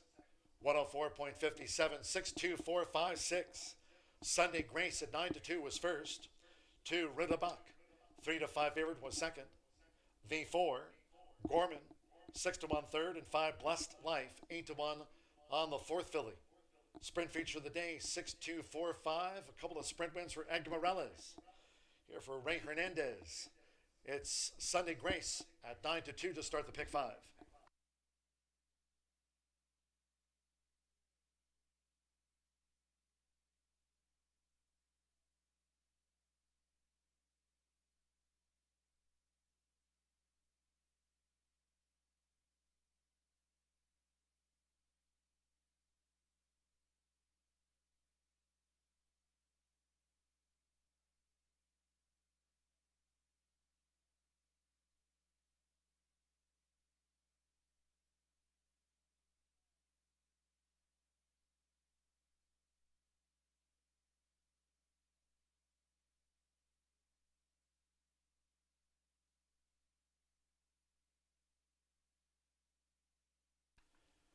The winning groom leading in the 6th, Sunday Grace, a riding double for Edgar Morales.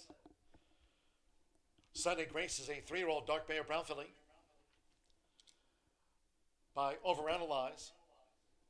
Out of the tail of the cat mare, Can You Talk, bred in Kentucky by Stonehaven Steadings. Ray Hernandez trains for Victory Racing Stables LLC. Horseshoe Indianapolis congratulates the connections of Sunday Grace. Takes out the featured sprint of the day at 9-2. It's official.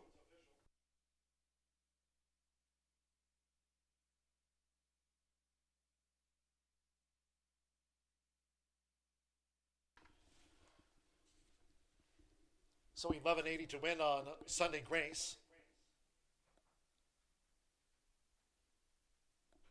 Here are the results and prices after our sprint feature of the day. Exacta 6-2, $25, 50-cent trifecta, 6-2-4, $21.80. 10-cent superfecta, Blessed Life 4th, 6-2-4-5, paid $10.07. Pick 3, $149.70. 3 with the 6 with the 6. 6 and 6 double, $239.40, 50-cent early. Pick 4, 404, paid $249.90. And the 3-year-old fillies sprint, favorite second, all 6 ran, 104.57 fast track. Race 5 of today's 9. Reminder, no live racing Thursday, Friday. Saturday, hope you can join us here for Derby Day. Early start. Saturday's Derby Day card here kicks off at 10 a.m. No changes in the 5th, all-8 run. Exacta, trifecta, superfecta, double pick 3. Next sprint starts off the 50-cent lead pick 4. Post time for the 5th race will be in 22 minutes, off at 4:28.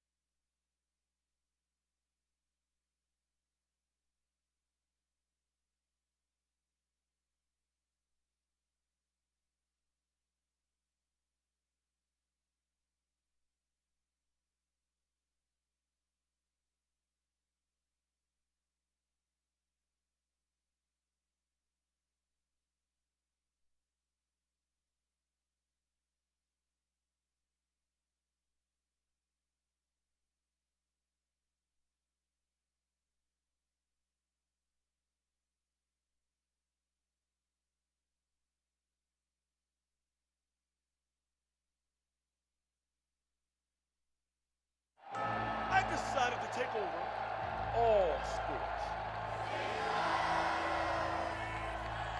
Because I'm here to announce the launching of my Caesars.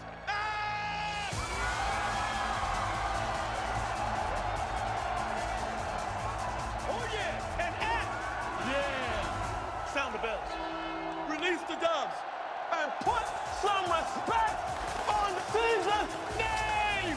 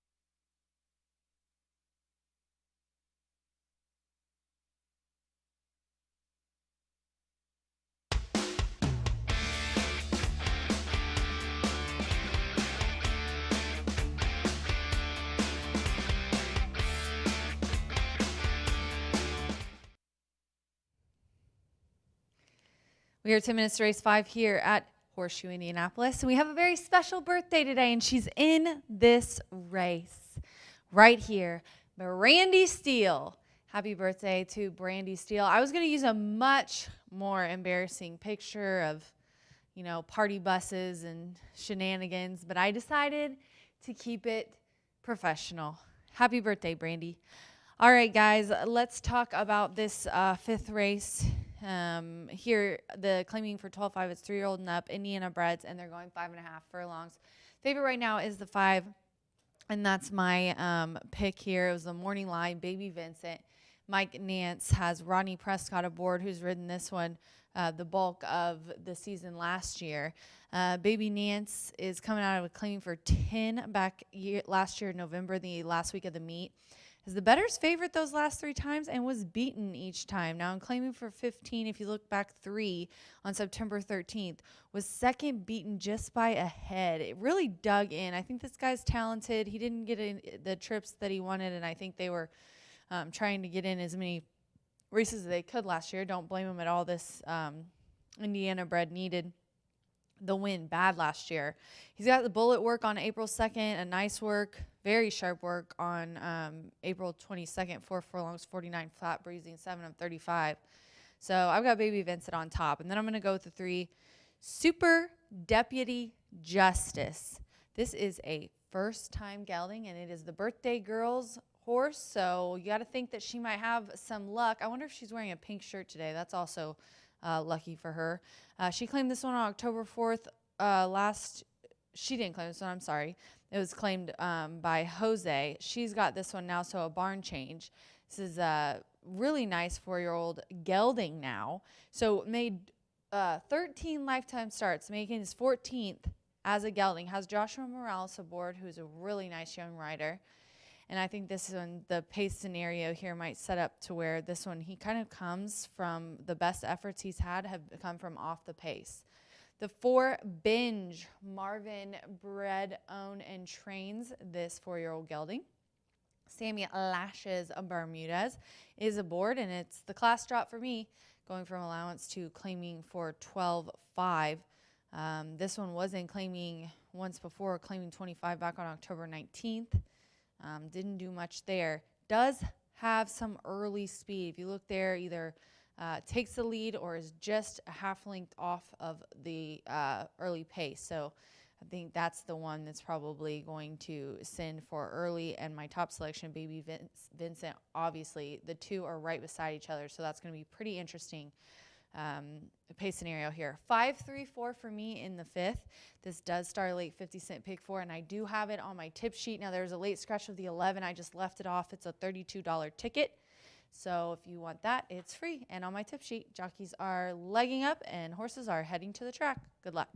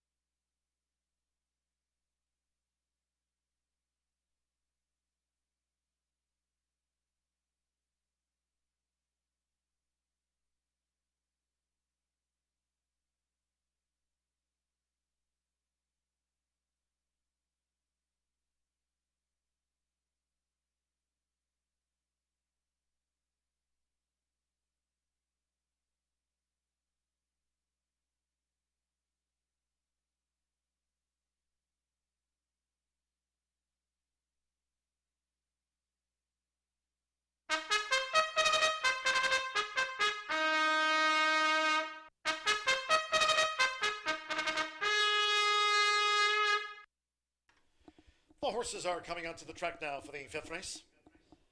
The sprint over the 5.5 furlong distance, fast tracking field of 8. There are no program changes, all 8 run. Race 5 features Exacta, Trifecta, Superfecta, Double Pick 3. Starts at the 50-cent late pick 4.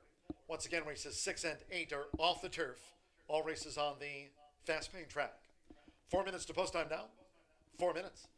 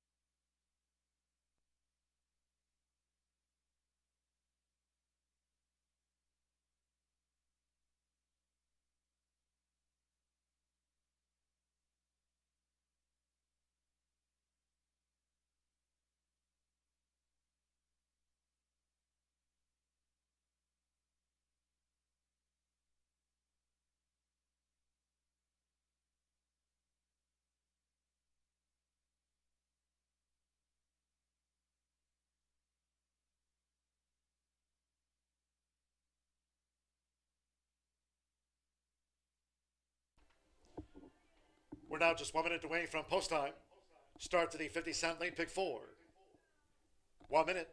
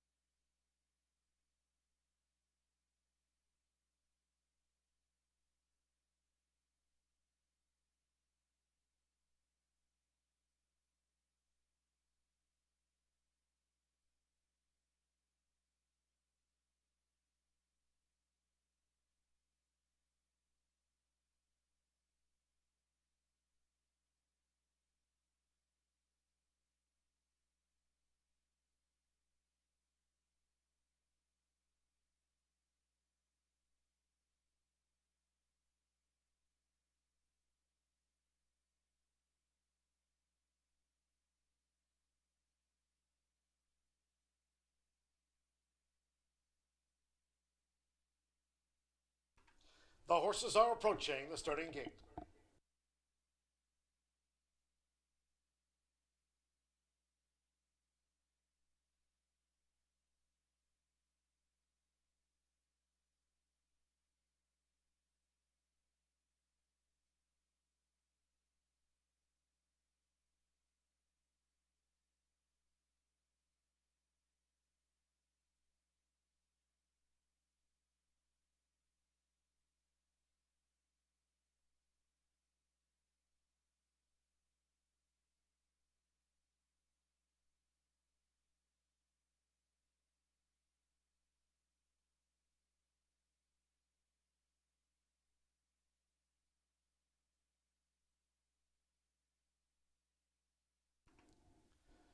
The horses have reached the starting gate. It is now post time. Victor LeBron, Red Liaison, was first in. Rodney Prescott with Baby Vincent drew 5, yellow with a green cap. Baby Vincent has joined Red Liaison. Alex Achard can't say Ellie Mae. as the rail draw. Sean Parker, Prince Act went it well. Joshua Morales, Super Duty Justice coming up. Andre Zaloa with Go Rodney. Super Duty Justice to join the line. Two back. Sammy Bermudez with Binge. At 5.5 furlongs. One more. Apprentice Lindsay Abear with Venice Beach. They're in the game. And they're off. Even start. Venice Beach on the far outside. Binge flashing good speed. Right there toward the inside is Super Duty Justice, and Baby Vincent is also on the lead. It's Binge. So Binge rockets to the front for Sammy Bermudez. Leads attracting Baby Vincent past the half mile. It's a break of 1.5 lengths on the outside. Looking to vie into that third spot along with Super Duty Justice as they enter the far turn is Prince Act, and they have 3 furlongs to go. Venice Beach is running a wide 5th. Then a break of 6 more to Can't Say Ellie Mae with wide Go Rodney, and Red Liaison has dropped back to last. The quarter was 22.39 seconds past the quarter pole. It's Binge from a looming on the outside. Here's Baby Vincent coming now with this sweep for Rodney Prescott, and Baby Vincent has taken charge from Binge. Coming down to the final furlong. Then Super Duty Justice, Prince Act is now leveled off to be 4th. Venice Beach in 5th, then Go Rodney 6th toward the rail. But close to home, it's Baby Vincent. First run of 2022, Baby Vincent comes back on top and won decisively by nearly 7. Super Duty Justice was second, then Binge with Venice Beach, Go Rodney, and Prince Act was after that.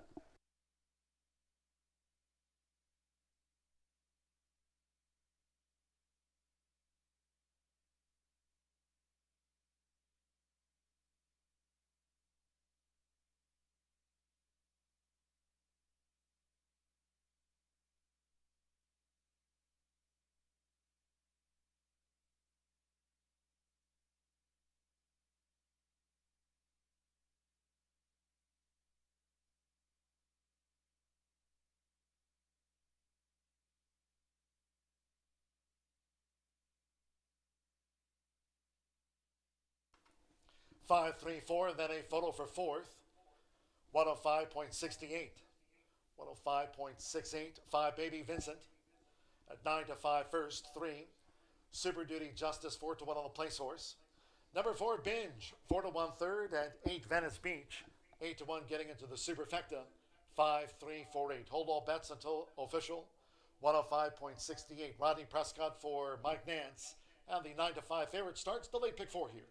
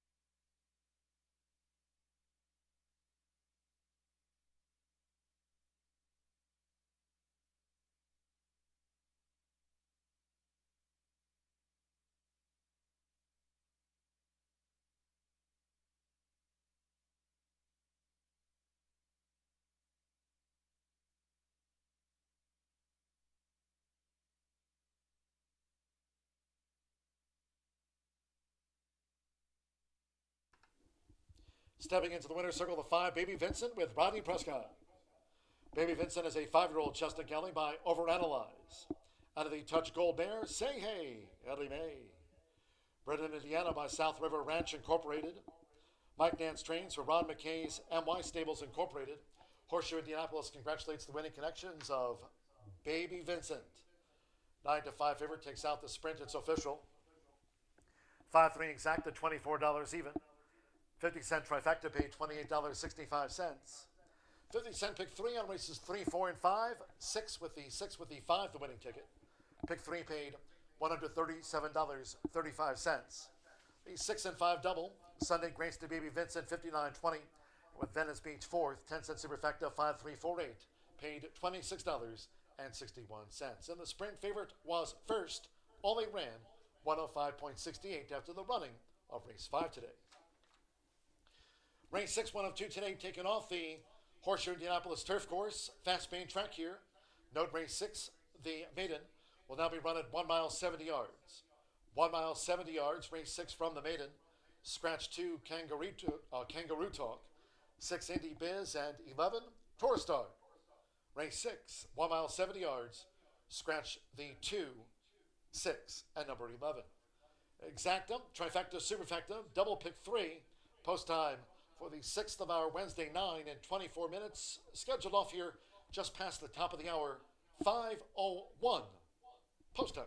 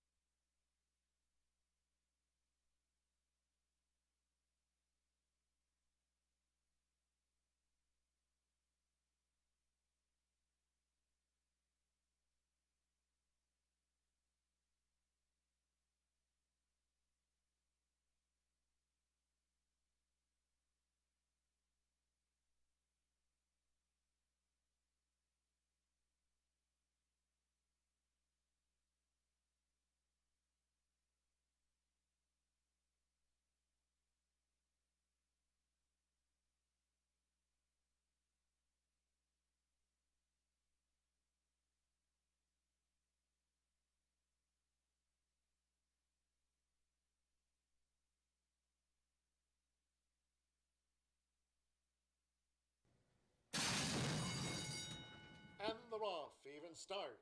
Venice Beach on the far outside. Binge flashing good speed. Right there toward the inside is Super Duty Justice, and Baby Vincent is also on the lead. It's Binge. So Binge rockets to the front for Sammy Bermudez. Leads tracking Baby Vincent past the half mile.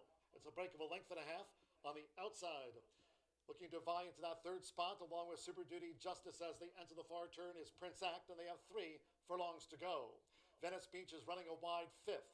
Then a break of 6 more to Can't Say Ellie Mae with wide Go Rodney, and Red Liaison has dropped back to last. The quarter was 22.39 seconds past the quarter pole. It's Binge from a looming on the outside. Here's Baby Vincent coming now with this sweep for Rodney Prescott, and Baby Vincent has taken charge from Binge. Coming down toward the final furlong.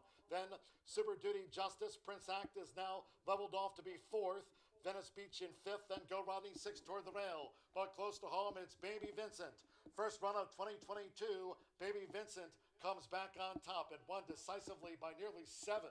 Super Duty Justice was second, then Binge with Venice Beach, Go Rodney, and Prince Act was after that.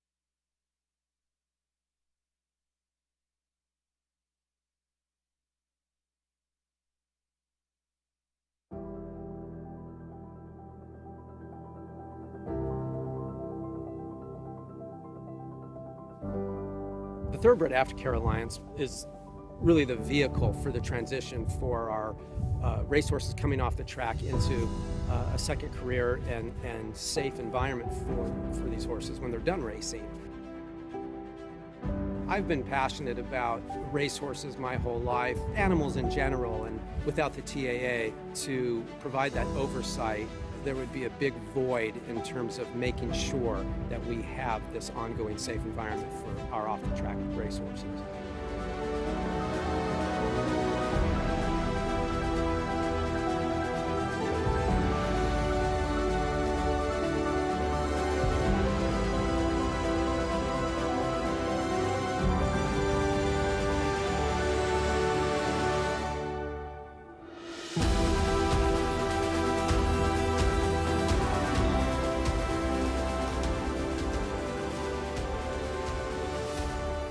I'm excited about the undertaking and excited about working with our board and our team at the TAA to continue the wonderful progress that has been made. So I'm very excited about what the future holds.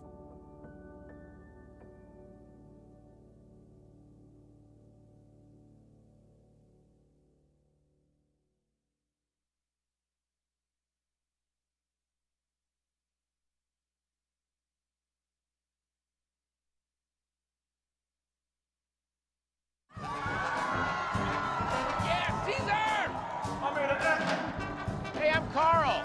He's the best, right? I was at all his early speeches, the Aqueduct one.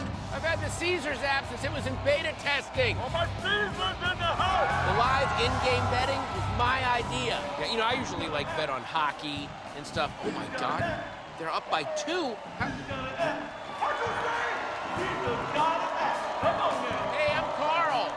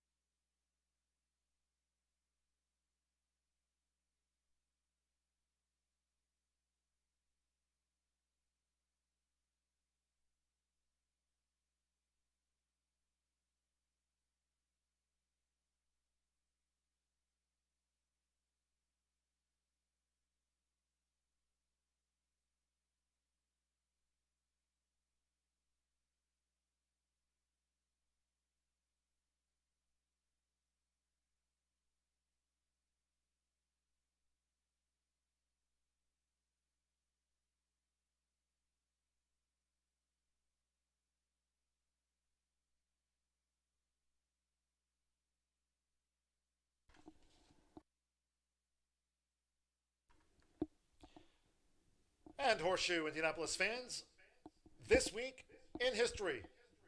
Well, it was 45 years ago this week. Seattle Slew, a $17,500 yearling purchase, won the Kentucky Derby en route to becoming the 10th Triple Crown winner in horse racing history. This week in history.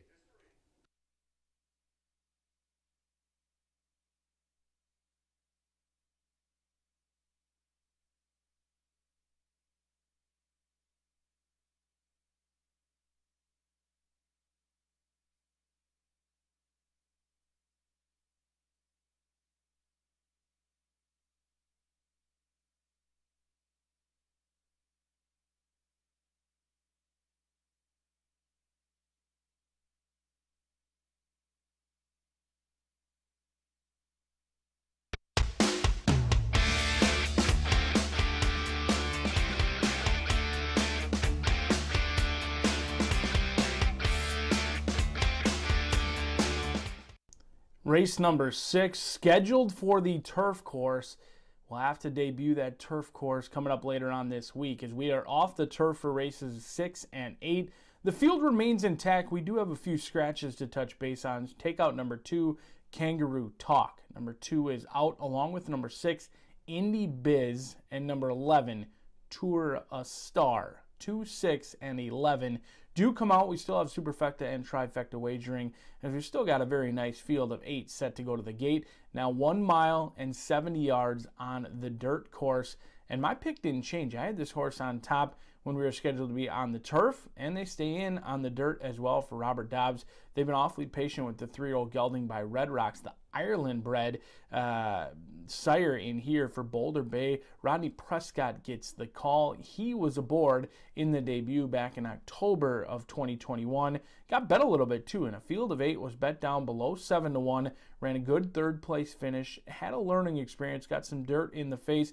Did lose to Jeopardy Theory, who comes back in this spot on the rails. So it does have to deal with that. And in fact, lost to that one by 3 lengths. So we need to make up 3 lengths, but lightly raced. This is a second career start. I like that at 2 years old, they debuted going long. They knew exactly what this horse wanted to do. Debuting a 2-year-old, going 1 mile, that's always a lot to ask. There's a lot of upside in here with Boulder Bay. Comes back at 3. The workouts are slow, but they're consistent and they're long. I do think fitness will not be an issue for Boulder Bay as these distances get longer as the season goes on. This one's going to want all the ground they can get. I like that even running style they showed at 2. Maybe we can show a little bit more speed and can be tough to catch on the front end for Boulder Bay. But like we talked about, Jeopardy Theory already beat Boulder Bay and also beat Justice the Best in here as well. So this one has been beating some of the familiar foes that the 3-year-old colt will face today. 5 starts, 1 second, 1 third. Certainly likes to do his best running on the front end. Breaks from the inside, which can be challenging, but Orlando Mojica, a great gate rider for Iron Horse Racing Stables, he can get this one out on the lead, be able to relax, and maybe carry that speed a little bit further than they've shown in the past, because they've had no trouble getting to the lead. It's getting to the wire that has certainly been an issue, and that last 70 yards could be a little bit questionable for Jeopardy Theory in here. But if they're ready to go off the layoff for Tim Glyshaw, who's off to an excellent start in 2022, winning at 22% is right up his alley with what he's put up for numbers wise in years past. Jeopardy Theory certainly a main contender in here. And last but not least, Consider. This one 2-1 on the morning line, but at 0 for 20, we are at career maiden status. If an 0 for 20 horse beats me, so be it. I will wish the Connections the best of luck and congratulate them on going on to non-winners of 2. But at 0 for 20, certainly not going to be getting any of my win wagers in here, but the numbers do stand out. Both Consider's numbers are certainly better than what Boulder Bay and Jeopardy Theory has put up. However, in 20 career starts, there's been an excuse each and every time that this one has not gone to the wire first. We'll see if that changes today. Maybe start number 21, the lucky one for Consider. But I'm going to key in on Boulder Bay along with Jeopardy Theory. 3, 1, and 5 for me. Do note, both races 6 and 8 are now off the turf. Good luck.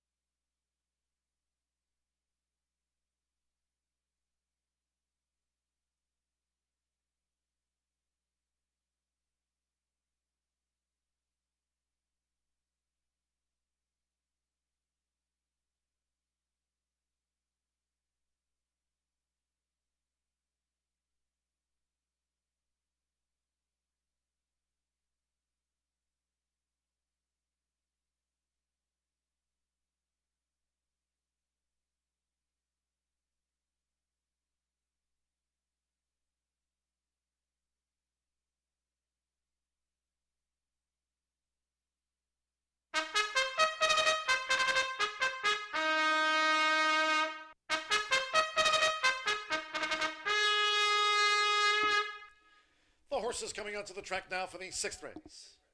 This race is off the turf. The maiden on the main track at 1 mile and 70 yards. A field of 8. Scratch the 2 Kangaroo Talk. 6 Indy Biz and 11 Taurus Star. Scratch the 2, 6, and number 11.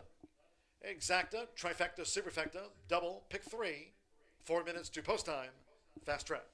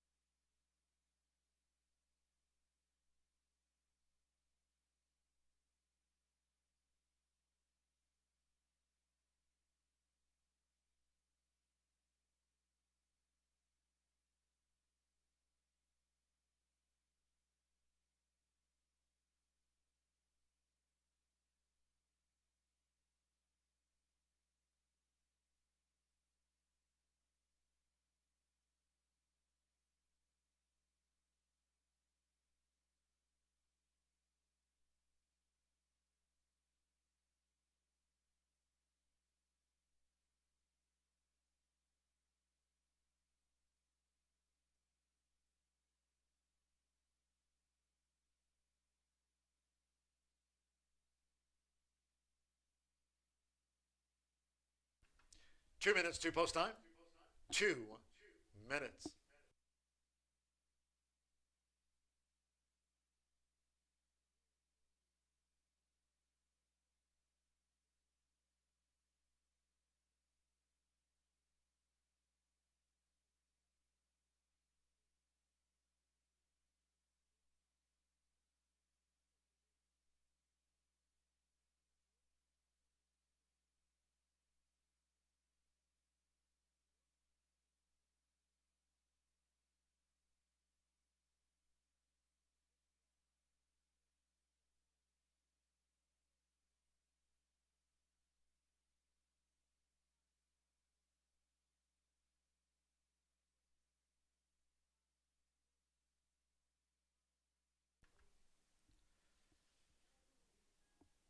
We're now at the top of the hour, race 6 off the turf.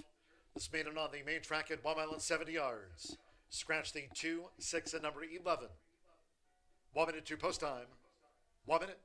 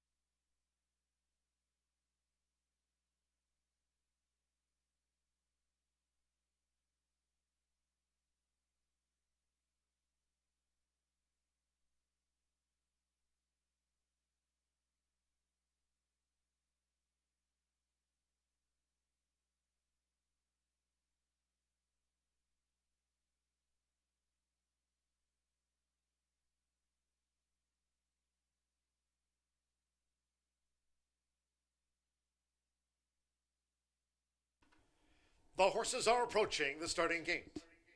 Going down to the 1 mile, 70-yard start. Fast track.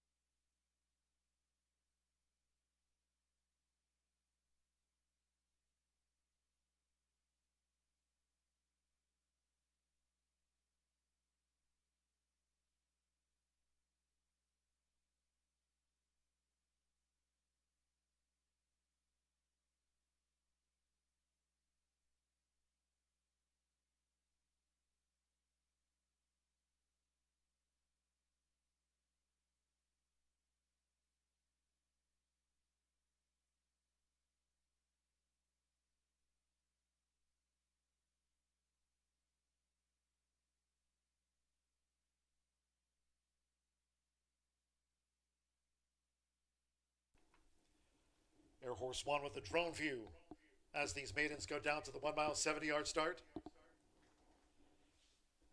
Fast track here at Horseshoe Indianapolis arriving at the gate. It is now post time.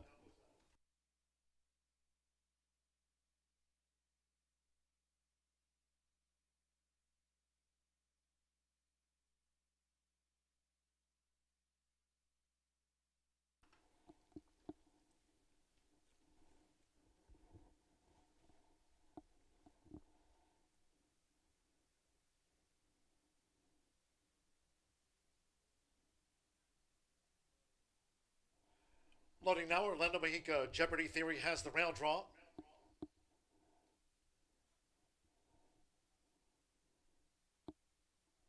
Jeopardy Theory first in.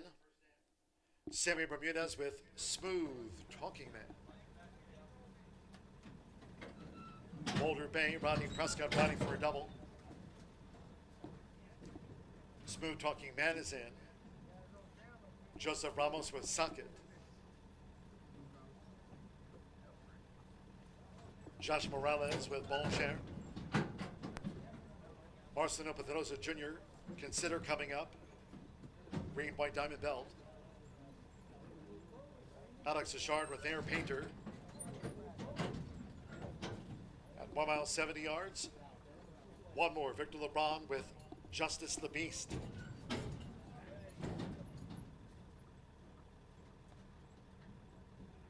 Boulder Bay 9-5 favorite. They're in the gate. And the rough. Boulder Bay broke sharp. Jeopardy Theory. Right there is Socket, and there's Justice the Beast, who starts an early bid, but is 3 wide as they enter the first turn. It's in between horses, Socket. Jeopardy Theory just leads up the near side for Orlando Mexica as these maidens go to the back of the track. So Jeopardy Theory takes the top from a tracking Socket, 3/4 length to Justice the Beast, who's posted wide in third. Boulder Bay is now fourth upon, settling here for Rodney Prescott, just under 6 furlongs from home. Then Smooth Talking Man, Bon Cher is next, making this run up the back stretch. Saving ground is Air Painter, while racing 3 clear from Consider, who's dropped back to 8th and last, the quarter in 25.65 seconds. Jeopardy Theory slows them up to a half mile from home. Jeopardy Theory a length and a half to Socket. Justice the Beast continues a wide third. Boulder Bay looking to gain toward the rail. Smooth Talking Man is fifth. Bon Cher is sixth. Consider up 1 spot on the green cap. That relegates Air Painter to last at 19-1. Half mile in 48.69 seconds. Socket just took the lead there for Joseph Ramos as they come toward the quarter pole. As Jeopardy Theory has dropped back, Boulder Bay now is a clear second, with Smooth Talking Man up into third as they come toward the top of the stretch. Nearest the inside is Bon Cher, but Socket spins them in.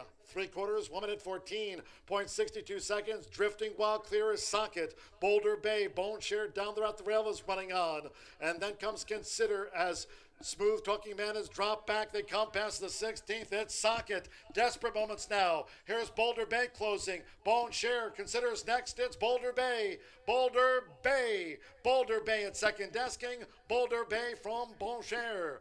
Consider was third and Socket finished fourth.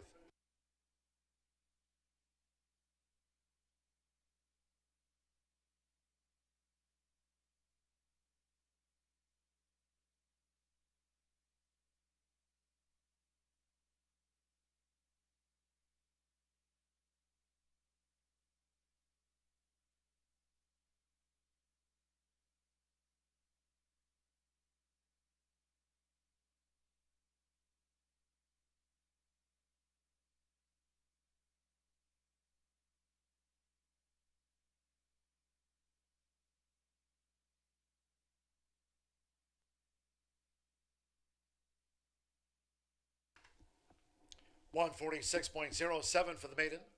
3.854 after race 6. Number 3, Boulder Bay at 2-1 was first. 8 Bon Cher.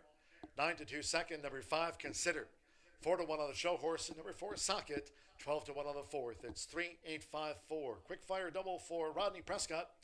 Here for Robert Dobbs Jr. Winner at second asking. First up in 2022. Boulder Bay at 2-1 out of the maiden ranks.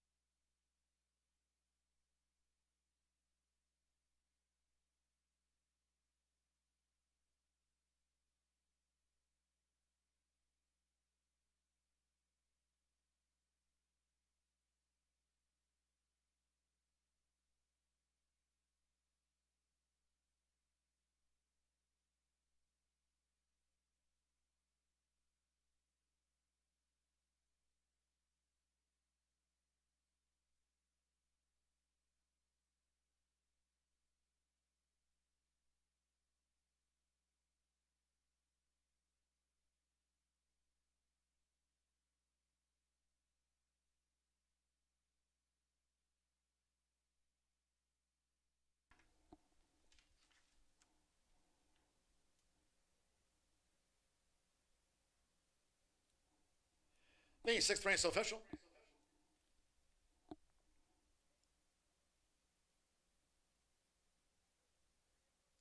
Returning to the winner's circle, number 3, Boulder Bay, riding double for Rodney Prescott. Boulder Bay is a 3-year-old dark bay or brown gelding by Red Rocks. Out of the Flatter mare, Flatter Me Fiona. This winner was bred in Indiana by Stephen West and Sharon E. Baker. Robert Dobbs Jr. trains for owners Jan and August Pickenich. Horseshoe Indianapolis congratulates the winning connections of Boulder Bay. 146.07. 3.8 exacta, 40-20. 3.85 for the 50-cent trifecta. Here's a 50-cent pick 3 result on races 4, 5, and 6. Paid $41.80, $41.80 on a pick 3. That 50-cent trifecta, $31.45, 5-3, $36.60 double, $36.50, the 10-cent superfecta, pays on 3.854. Socket ran fourth. 2, 6, and 11 were non-runners. Favorite was first. 8 faced the starter. 146.07. And the seventh race, 22 minutes away from the maiden sprint. Scratch 7, Very Best Cafe. Scratch the 7, no jockey changes, no overweights. Number 4, Latigo. Note the ownership should read in your program for Latigo, Spiess Stable LLC, Roger Spiess and Randy Klopp. Trains and co-owns the 4 Latigo. Scratch number 7. Exacta, trifecta, superfecta, double, pick 3, and a pentafecta on the maiden sprint. Post time, 5:34.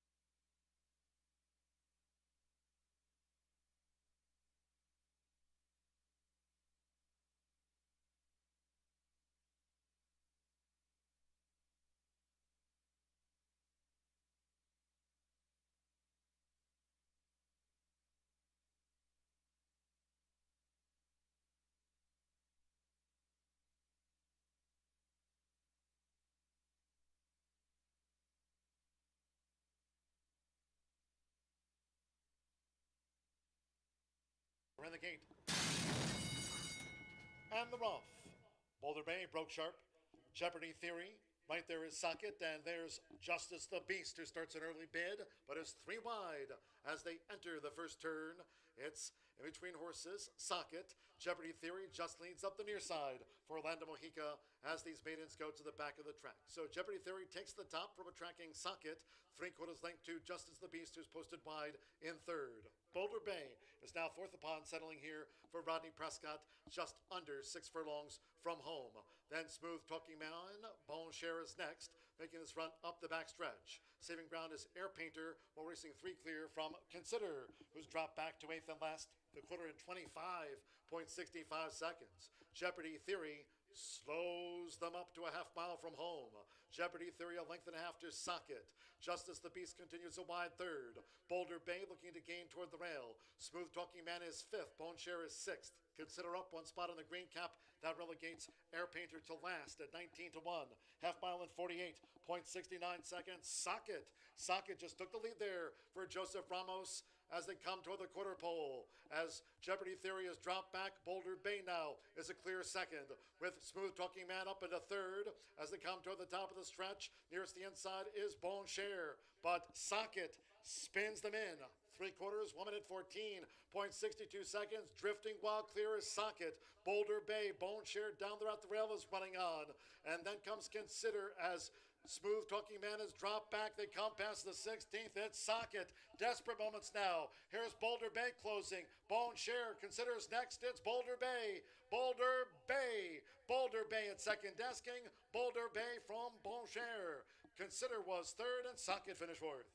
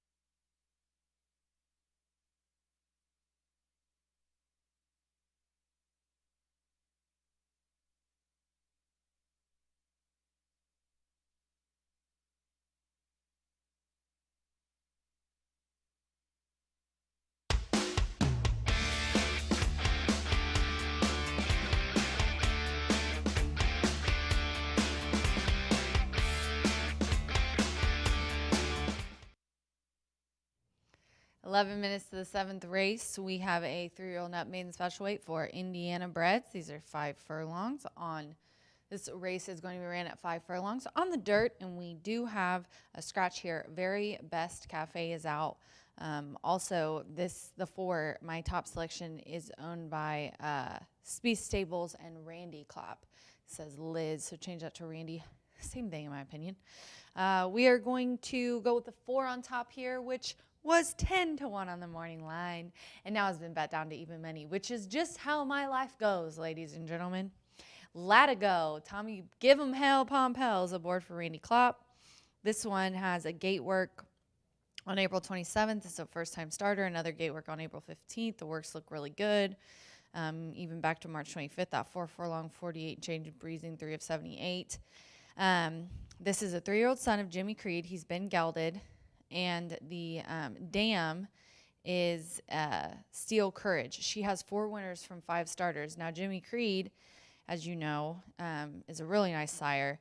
But I did find this interesting that, and I wanted to mention, the sire's progeny is 18% with dirt sprints. So, which is no shock, but still, that's a great number, 18%. You know, there's the first-time starter isn't great, but that was for 2-year-olds. So we'll see what happens with Latigo, but I really like it. Looks ready to go. Randy Klopp's probably wishing I would stop picking his horses. And then the 6 Spoke, another first-time starter, and another Klopp trainee. And this is a new dam that has just been added to the list. Hold Me Sue. She's got 2 babies, and this is the first one to run. So we'll see what happens with her. This is a 3-year-old gelding by Jack Milton. Joe Ramos and Randy Klopp, high percentage together. Ramos is seeking his first win on the card today. And I like the bullet work back on April 4th. That was a really nice one. And then also had a sharp work on April 12th. Excited to see what this new dam is going to do. And then I'm going to round it out with the 8 Charlie Two Socks. The 6 is 4-1. My 8 is 2-1. Santos Sanger aboard for Tony Duran, who owns and trains this 3-year-old gelding by Cinco Charlie.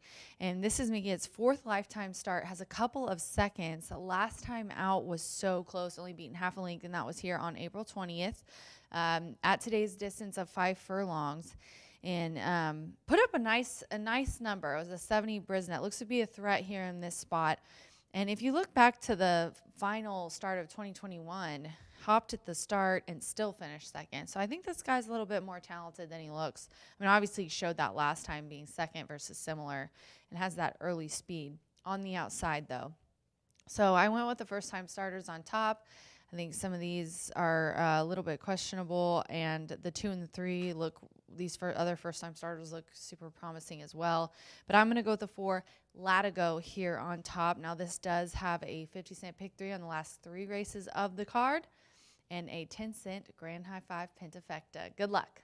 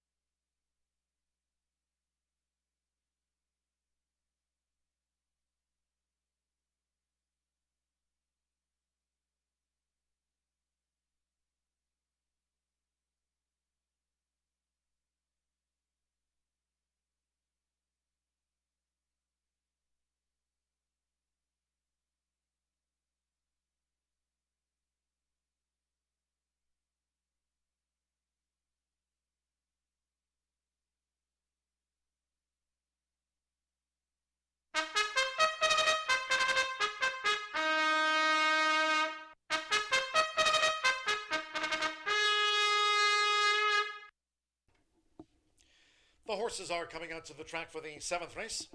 This maiden sprint over the 5 furlongs, a field of 7. Scratch the 7, Very Best Cafe. Scratch number 7, no jockey changes, no overweights. Ownership correction, number 4, Latigo. The ownership should read Speece Stable LLC, Roger Speece and Brandy Klopp trains and co-owns the 4, the newcomer Latigo. Scratch the 7. Exacta, trifecta, superfecta, double, pick 3, pentafecta bet. 4 minutes to post time.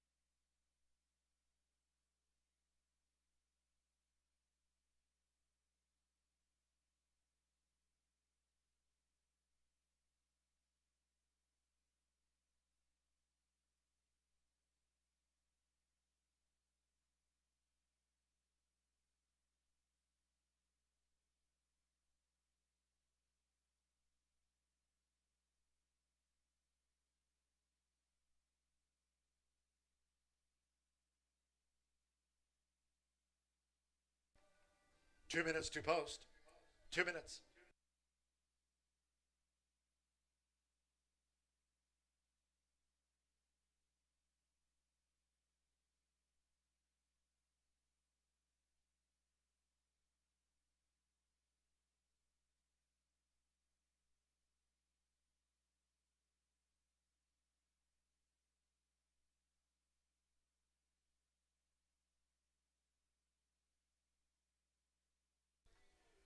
We've now drawn to within 1 minute to post time for this maiden sprint. 1 minute.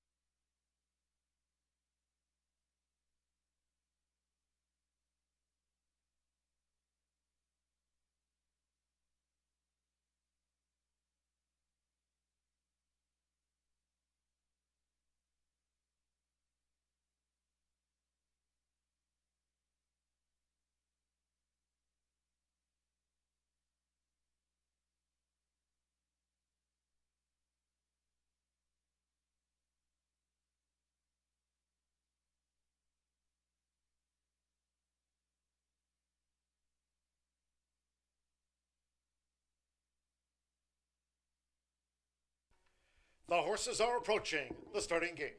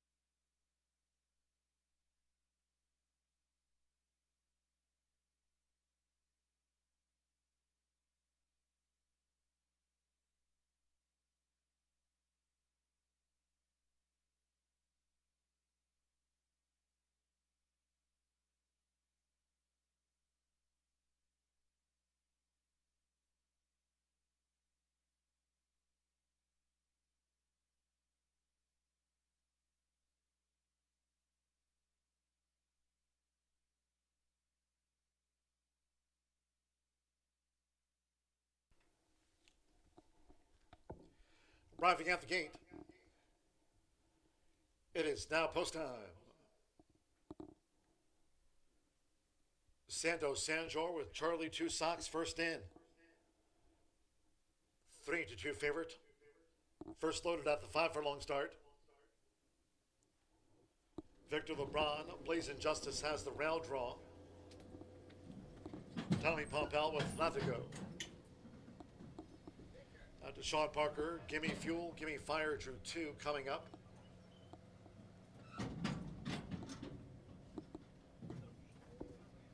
Ron Hisby with Even Money, given a 34-1 chance, Even Money. Now 2 back. Edgar Perez with Party Boy Floyd debuts. Charlie Two Socks was first into line. One more. Joseph Ramos with Spoke. Like Latigo, both debut for Randy Klopp. At 5 furlongs, all in line. They're off. Eva Money broke fast. Blazing Justice. There's Gimme Fuel, Gimme Fire, who makes a split. Gimme Fuel, Gimme Fire, rockets to the front. Latigo's on the speed. Right there on the outside, Charlie Two Socks and Spoke in the black cap. Another close one as they line up for this at the 3.5. Blazing Justice sprinted back toward the inside. Then it's a break of 4 more to Even Money, who broke sharp, now running second to last midpoint down the turn.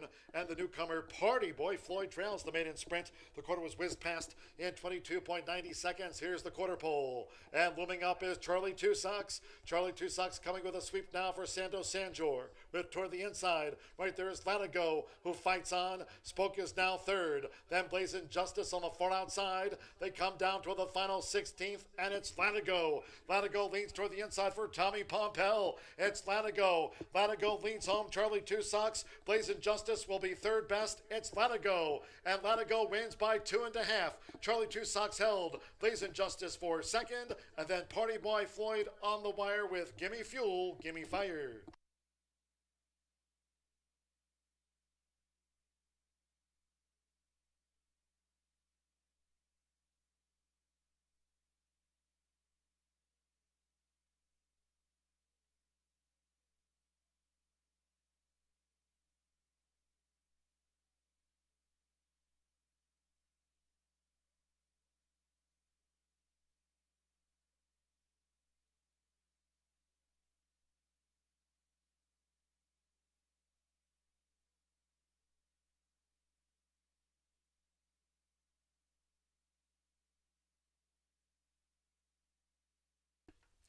Four, 8-1, and then it's a photo for 4th.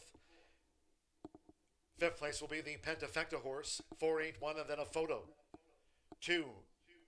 Gimme Fuel, Gimme Fire was 3rd, and 3 Party Boy Floyd was 5th for the Pentafecta. 4 Latigo, 3-1 debut win. Tommy Pompel takes out the sprint for Randy Klopp. 59.28.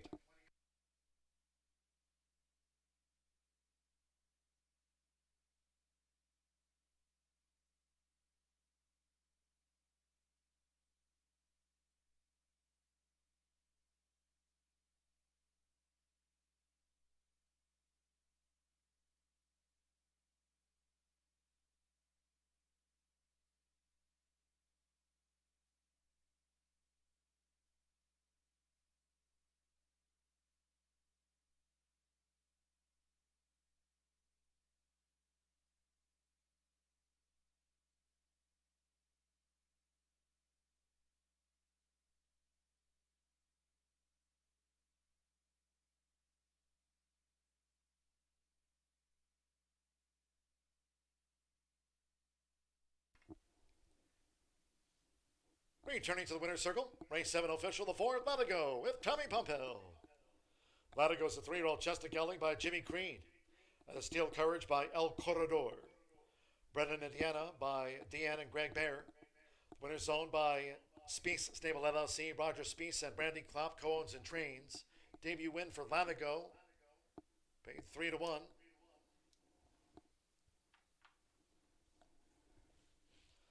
$4.8 Exacta, paying $25.60. Pick 3, $68.35. The 50-cent trifecta, 481, 126, 50-cent trifecta paying $31.70 for the 50-cent try. 3-4 double, $72.60. $23.14 for the 10-cent superfecta. Gimme Fuel, Gimme Fire ran 4th. And 3 Party Boy Floyd was 5th. That 10-cent pentafecta paid $62.91. $62.91. The dime pentafecta pays on 4, 8, 1, 2, 3 was 5th. 59.28 after the maiden. Race 8 is off the turf. This maiden will now be run on the main track at 1 mile and 70 yards. Scratch the 7, hit the gavel, and 9, he reigns. Scratch the 7 and number 9. Exacta, trifecta, superfecta, double, pentafecta on the maiden over the 1 mile 70 yards. We'll close with a quarter horse allowance over the 3:30, 9th and final for the quarter horses. Scratch from the nightcap, the 3, One Special Wave. Scratch 12, Apolitical B-Girl. Race 9, quarter horses over the 330 yards. Second half of the final double. Scratch 3 and 12. 11, Separate Incident draws in. The jockey will be Francisco Quintero. Separate Incident will break from post 3. Post 3 for 11, Separate Incident. The jockey, Francisco Quintero. Overweights, the 4+4. 7+2, the 8+2. Also a jockey change for 10, J Corona Extra to Jose Ruiz. Jose Ruiz rides 10, J Corona Extra, and number 11, 2 pounds over. 9th race, scratch 3 and 12. Post time for the 8th and 19 minutes. Final thoroughbred race of the day off at 6:03.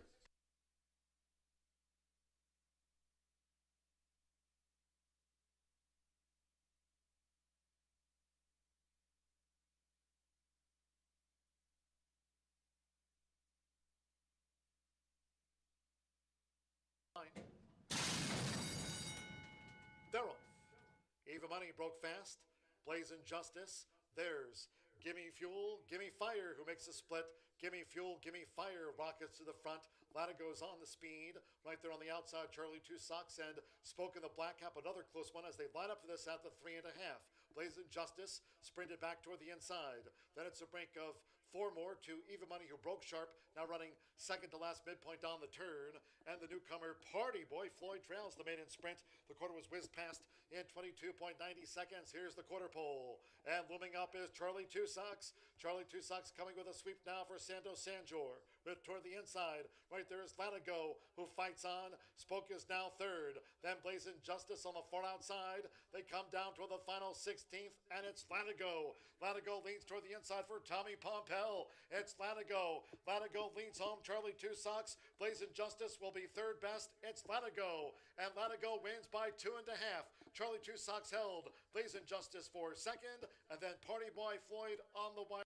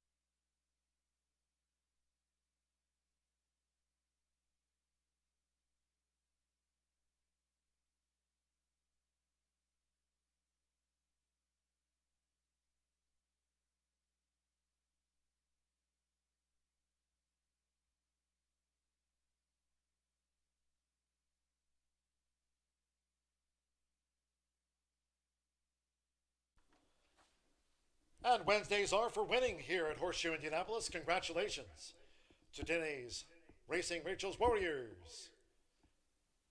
First place to Mike Lorenzano, winning $100 today as part of Racing Rachel's Warriors. Second place to Jim Leisure, winning $75. And congratulations, third place, picking up $25, Karen McGinnis. Wednesdays are for winning here at Horseshoe Indianapolis. Our latest Racing Rachel's Warriors.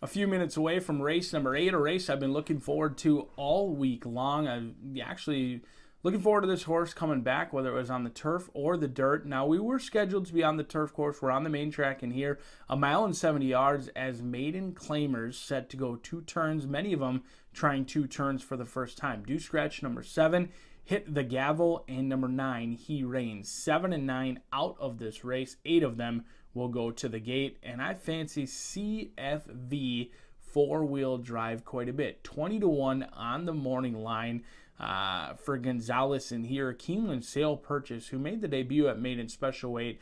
And you know what? That debut just looked like a horse who got a learning experience, was off incredibly slow, broke from the inside. Now they're drawn on the outside, and I thought, despite not being bet at all, went off 30-1 in a field of 10, really finished well. I thought this horse was just kind of getting going when the wire was coming. 5 furlongs was much too short. Now, this one was scheduled to be on the turf, and I absolutely see why the Gonzalez gang was trying to get four-wheel drive on the turf course, because the siblings have absolutely loved the turf. The dam was 2 for 3 on the turf. The sib was 3 for 5 on the turf. But on the dirt, the way this one finished, I think he might be able to handle either surface. Now, certainly in the future, the turf may be where they want to go. But on the dirt, a horse that was 1 career start, a lot of upside, and a big morning line, that's enough for me to not only single, but to make a bet as well. This is one of my biggest bets that I've made of the young season in here at 20-1. Certainly value player in here with the added distance. Mojica stays aboard despite the 8th place finish last time out. After that, we'll go down to your likely favorite in here in 52 pickup. The 2-1 favorite, Sanger, gets the call in here by Fast Anna, the 4-year-old, only making start number 3. They didn't ever try maiden special weight. They've been at the claiming ranks the entire time. They debuted sprinting at Tampa.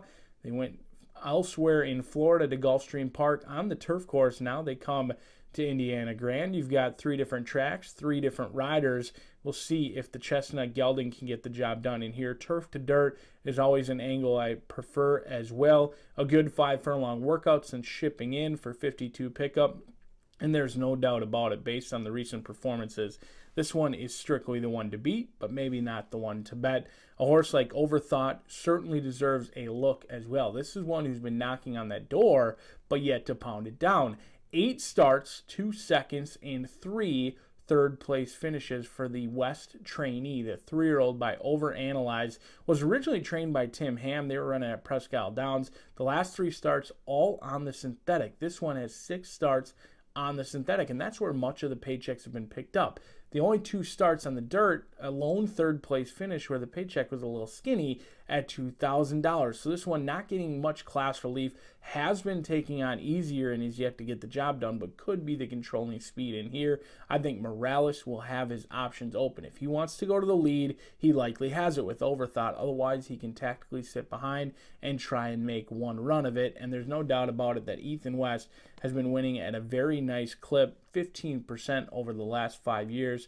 He can certainly get them to the winner's circle, but I'm going to try a long shot in here with CFV 4-wheel drive, 20-1. It's either brave or it's awfully silly, but when you're picking a big price, you don't have to bet much to win a lot. Good luck.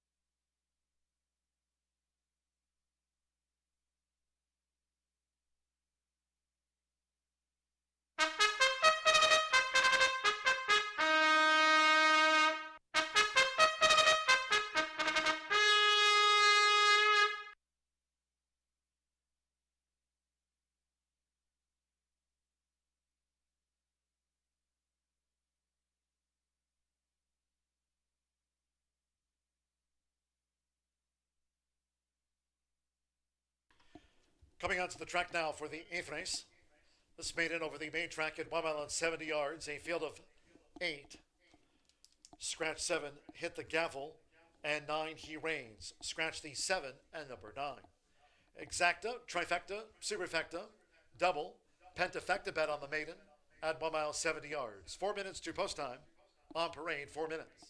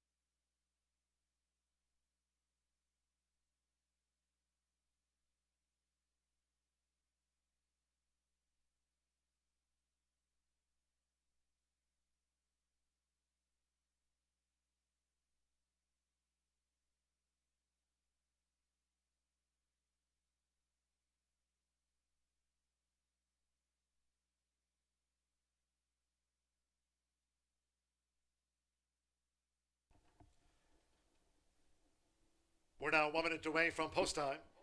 1 minute.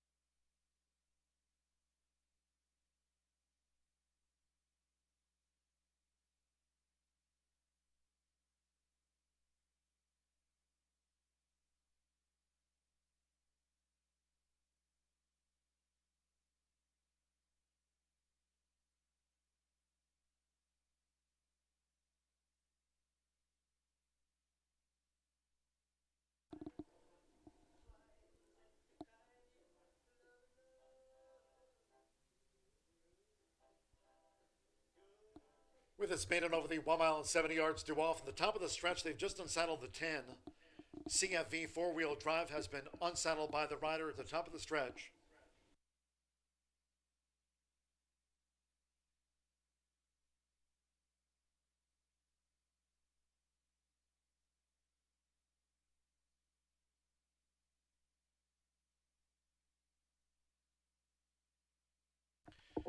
Late scratch confirmed now by the Horseshoe Indianapolis stewards.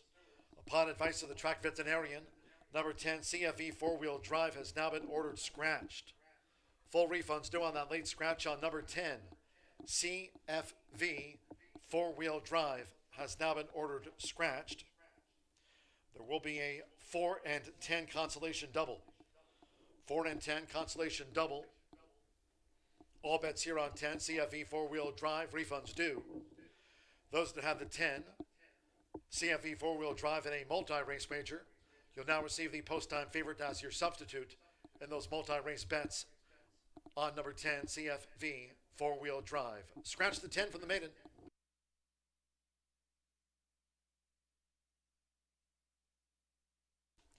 The horses are approaching the starting gate, going down to the 1 mile, 70 yard start.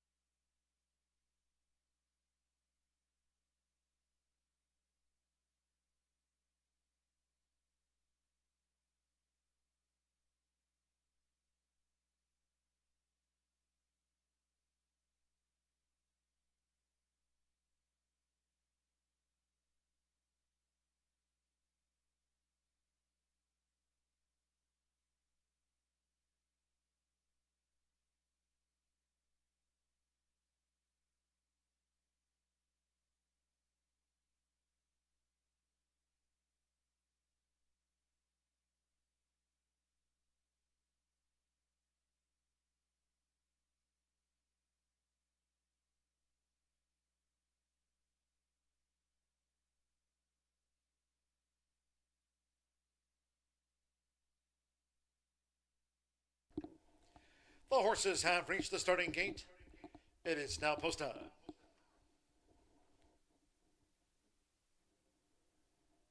They're going in. Jose Lopez with Danny's Little Dana facing up to the gate.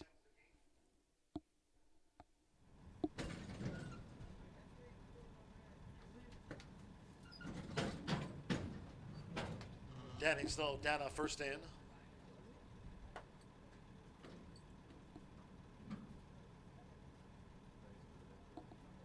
Eddie Perez Mechanicville has the round draw. Long odds of the 7. Mechanicville given a 37-1 chance. Deshaun Parker with Gallon 2 drew 5. Rini Arrieta with Sangfroid in.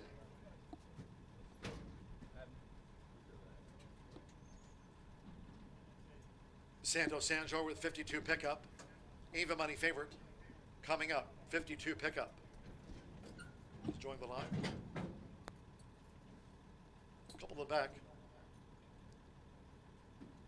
Jose Riquelme with first crown.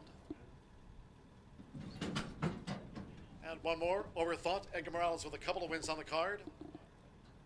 52 pickup, 6-5 favorite. Once again, 10 CFE four-wheel drive was the late scratch. CFE four-wheel drive, the 10's a non-runner. They're in the gate. And they're off. Danny's Little Dana broke sharp. Sangfroid, there's First Crown, who makes a bid to battle Danny's Little Dana as they vie for this entering the first turn, and Overthought is caught 3 deep. Gallant Dude in between horses, and Sangfroid is next toward the inside as Danny's Little Dana has taken the lead here for Jose Lopez. It's Danny's Little Dana who dictates the field by 1/2 to 3/4 to Gallant Dude as these maidens go to the back of the track with Overthought up into 3rd. Sangfroid is now 4th. Toward the inside is First Crown in 5th. 52 pickup is 6th at the 5.5. And at long odds, Mechanicville has dropped back to last. The quarter was posted in 25.78 seconds.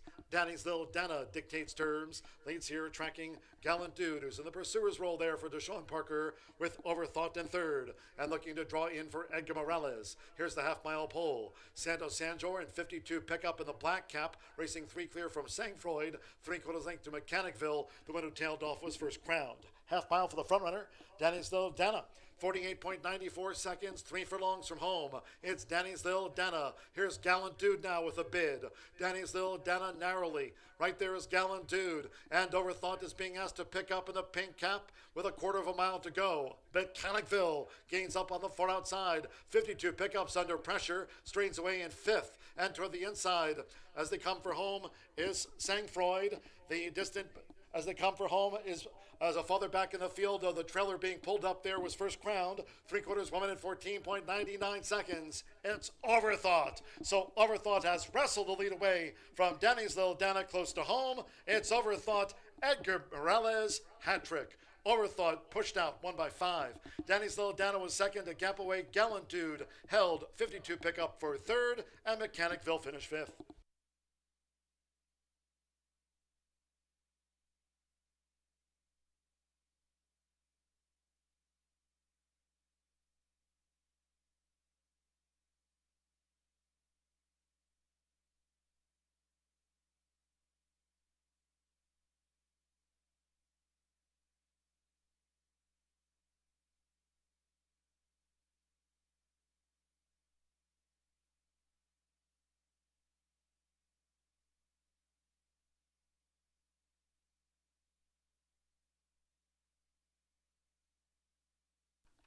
Eight, 4, 5, 6.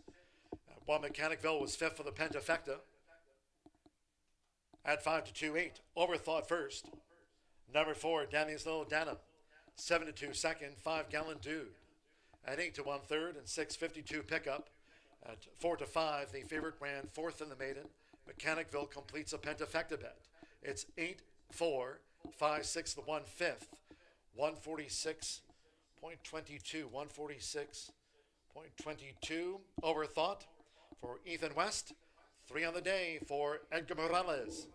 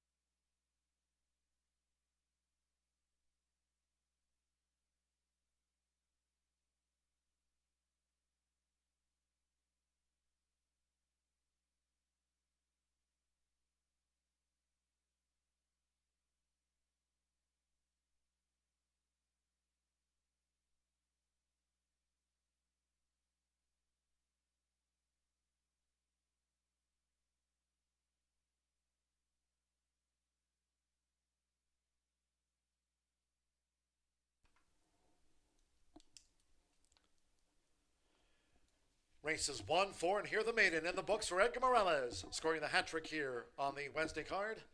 Thumbs up from Edgar. Overthought stepping into the winner's circle, takes out the maiden. Overthought is a 3-year-old dark bay or brown gelding by Overanalyze out of the Uncle Mo mare and Sally, bred in Kentucky by Fred W. Hertrich III. Ethan W. West trains for Byron R. Smith. Horseshoe Indianapolis congratulates the winning connections of Overthought.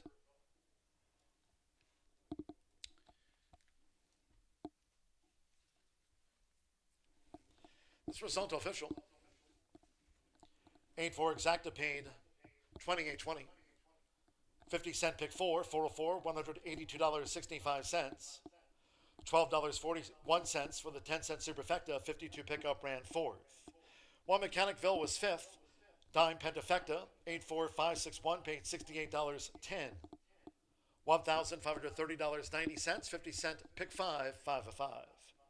The 4-8 double paid $48.80, and the 410 consolation double, $7.60. Again, 10. CFE 4-wheel drive was a late scratch from the maiden.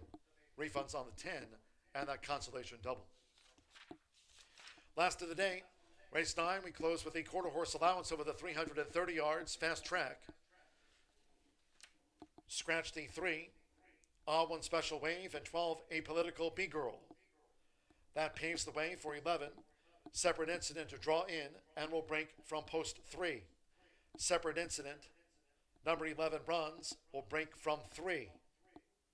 Jockey changes, 10, J. Corona Extra to Jose Ruiz. Jose Ruiz on 10, J. Corona Extra. 11, separate incident, runs from post 3, and the jockey, Francisco Quintero. Francisco Quintero on 11, separate incident, again breaks from stall 3. Overweights reported, the 4+4, 7+2, 8+2, and 11+2 with Francisco Quintero. Exacta trifecta, superfecta, and the quarter horse pentafecta. Post time for the nightcap at 18 minutes at 6:34.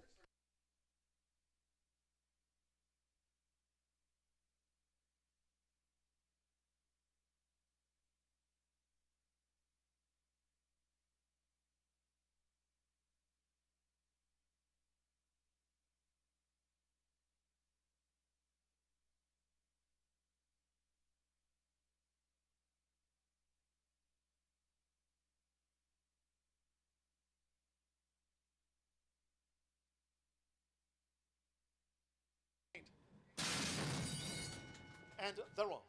Danny's Little Dana broke sharp.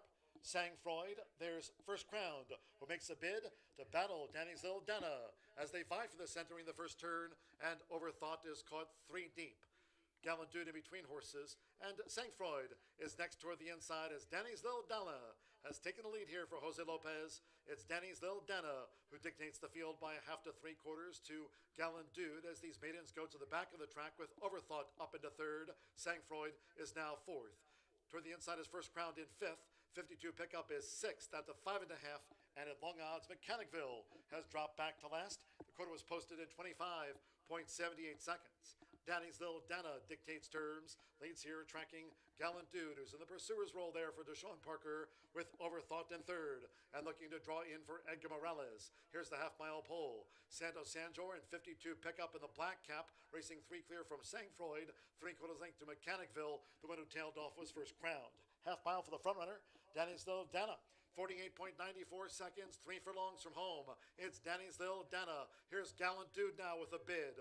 Danny's Little Dana narrowly. Right there is Gallant Dude. And Overthought is being asked to pick up in the pink cap with 1/4 mile to go. Mechanicville gains up on the far outside. 52 pickups under pressure. Strains away in 5th. And toward the inside, as they come for home, is Sang Freud. The distant, as they come for home, is as a farther back in the field, the trailer being pulled up there was First Crowned. 3/4 1 minute 14.99 seconds. It's Overthought. So Overthought has wrestled the lead away from Danny's Little Dana close to home. It's Overthought, Edgar Morales, hat trick.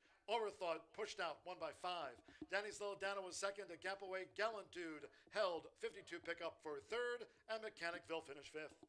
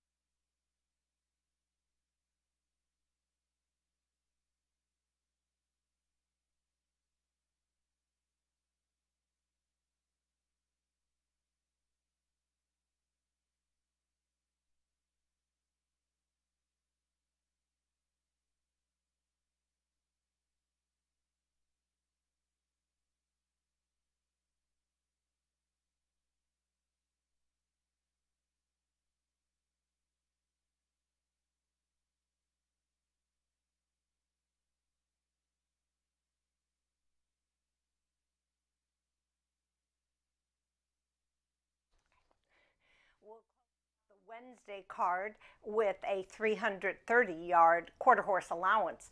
This is open and they're running for $18,500. So that means we're going to see some nice progeny from other states other than Indiana. We're going to see some Oklahoma, California, and Texas breds.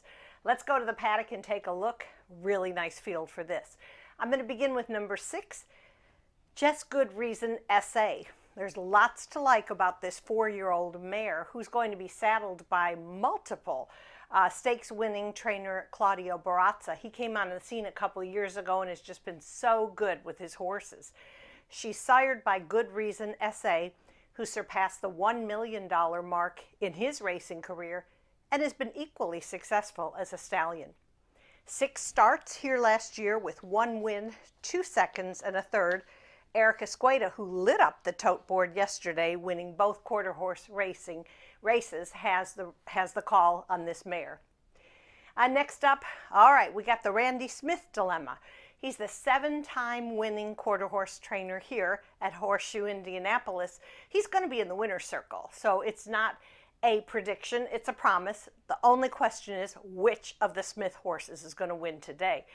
And I like both of them. So we'll start with number 5, BP Eagles Policy. I always loved the progeny of Moonin the Eagle, and this Oklahoma-bred filly ran very well here for Randy in 2021.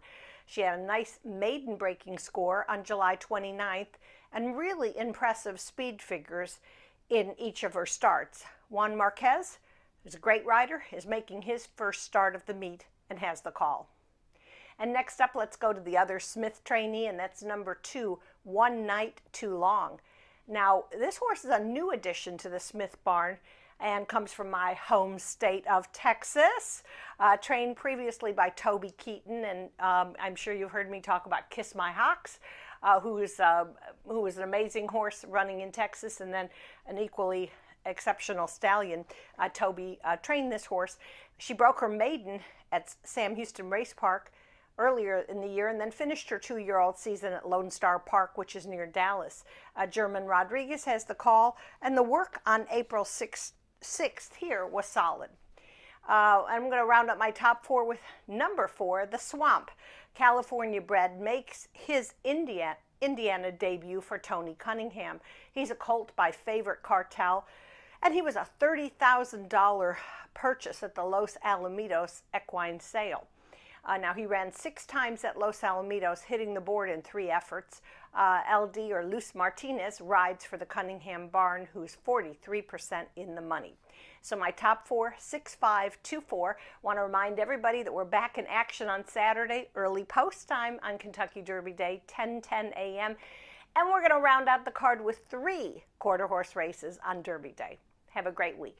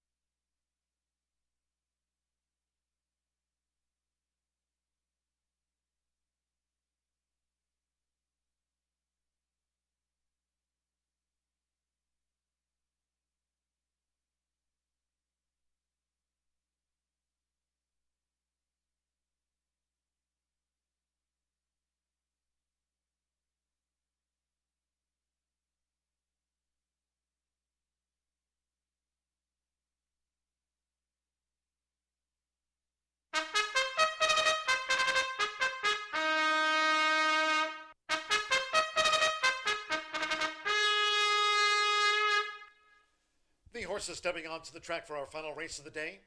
Race number 9, this quarter horse allowance over the 330 yards fast track. Scratch 3, 1 special wave, and 12, a political B-girl. Scratch the 3 and the 12. Jockey changes the 10, J Corona Extra. Jose Ruiz rides 10, J Corona Extra. 11, Separate Incident will break from post 3, and the jockey Francisco Quintero. Francisco Quintero rides number 11, Separate Incident will break from 3. Overweights, the 4+4, 7+2, 8+2, and 11+2 with Francisco Quintero. Exacta, Trifecta, Superfecta, quarter horse Pentafecta featured. 3 minutes to post time. 3 minutes.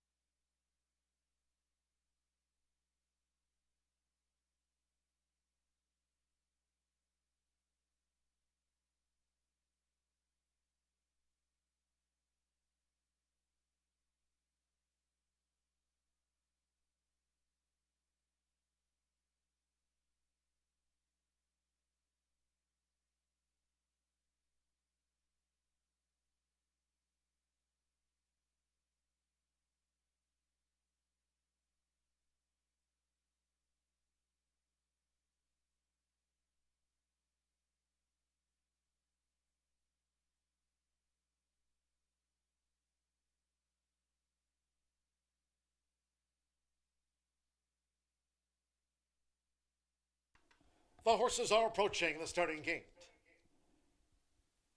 The Air Horse 1 drone view going to the 330-yard start for the nightcap.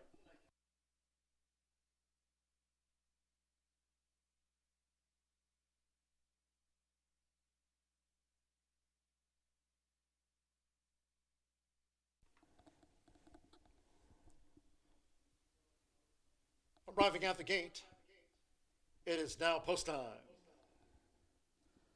J Corona Extra, one night too long, the first two in.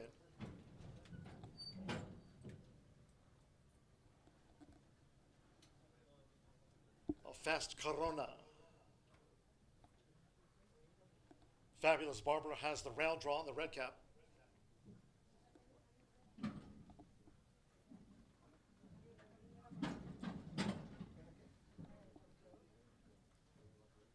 Separate Incident drew in, breaks from 3.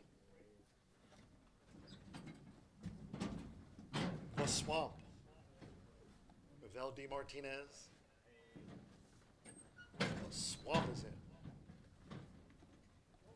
BP Eagles Policy.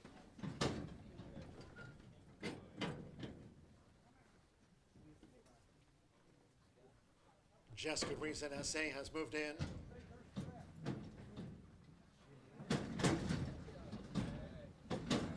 That's the Swamp getting fractious in the gate.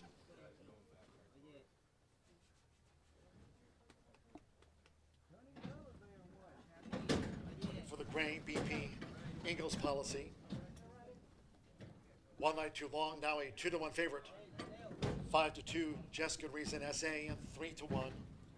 BP Eagles Policy now on to 7-2.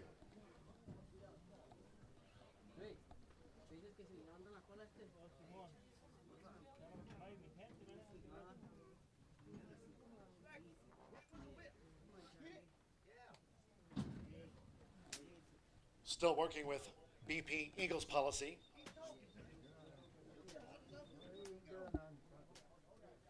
It's Royal Snow moving in.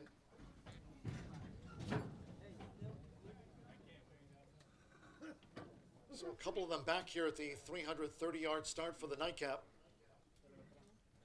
Saturday post time. Hope you can join us here for Derby Day at Horseshoe Indianapolis, post time 10 a.m. Eastern. Follow and tweet us at HS Indy Racing. So BP Eagles Policy has moved in. Juan Marquez gets set on board BP Eagles Policy. Stand by. At 330 yards, one more. BV Blaze of Glory. One night too long, 2-1. It's the final favorite. Last of the day. All in line. The Bronx racing 330 yards. The Swamp toward the inside. One night too long. Nearest the inside is Fabulous Barbara. Separate Incident. They're more than halfway home. It's One Night Too Long. One Night Too Long. A powerful winner. One Night Too Long. One going away from the Swamp. Right there was Just Good Reason SA with Miss Royal Snow. Next across was Separate Incident.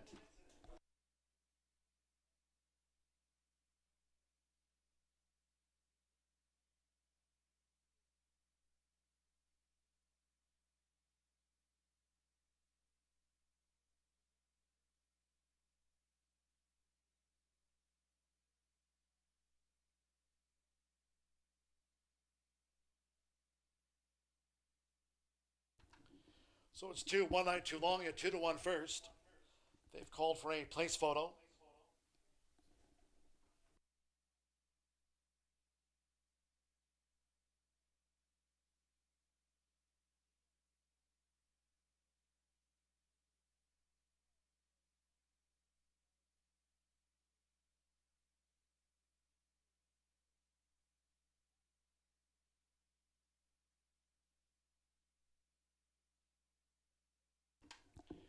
So it's 2, 11, 6, 7, and the 1 was 5th.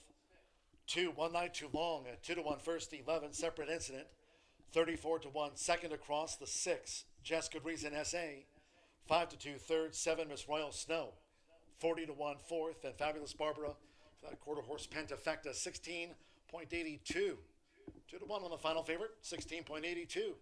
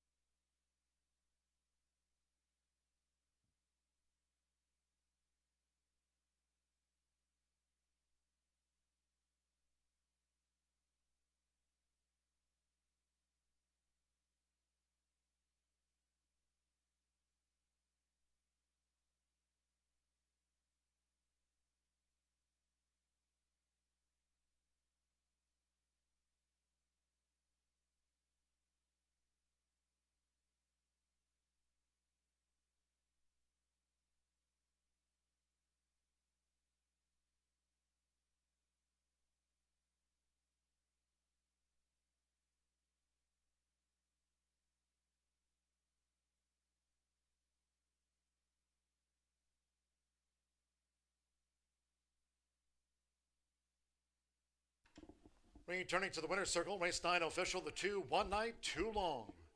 German Rodriguez, winners the 3-year-old Sorrel filly by Capo de Capi. Out of Devoted Love by DeCirio, bred in Texas by Jack W. Powers. Randy Smith trains for Jeff Wiley. Horseshoe Indianapolis congratulates the winning connections of One Night Too Long. Paid 2-1 was the final favorite. Powerful win, 16.82. Fast track with a slight tailwind. It's official.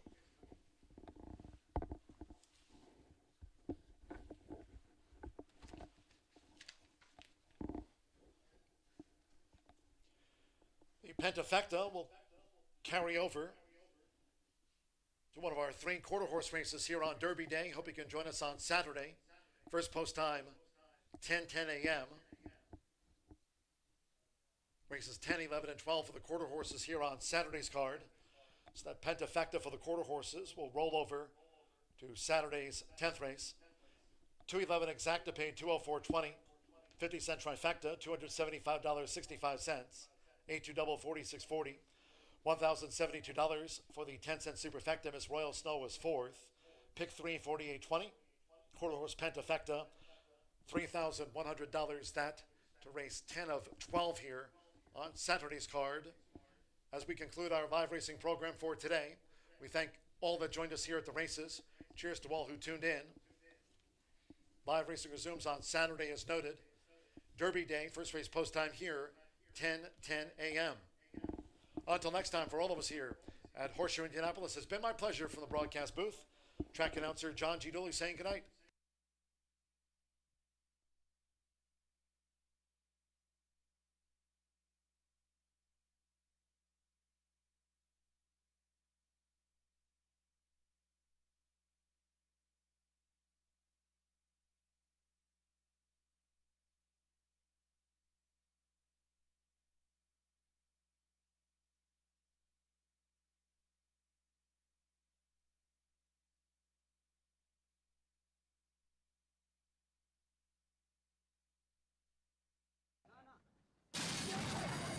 Racing 330 yards, the swamp toward the inside. One Night Too Long. Nearest the inside is Fabulous Barbara. Separate incident, they're more than halfway home. It's One Night Too Long. One Night Too Long, a powerful winner. One Night Too Long, one going away from the swamp. Right there was Jess Good Reason SA with Miss Royal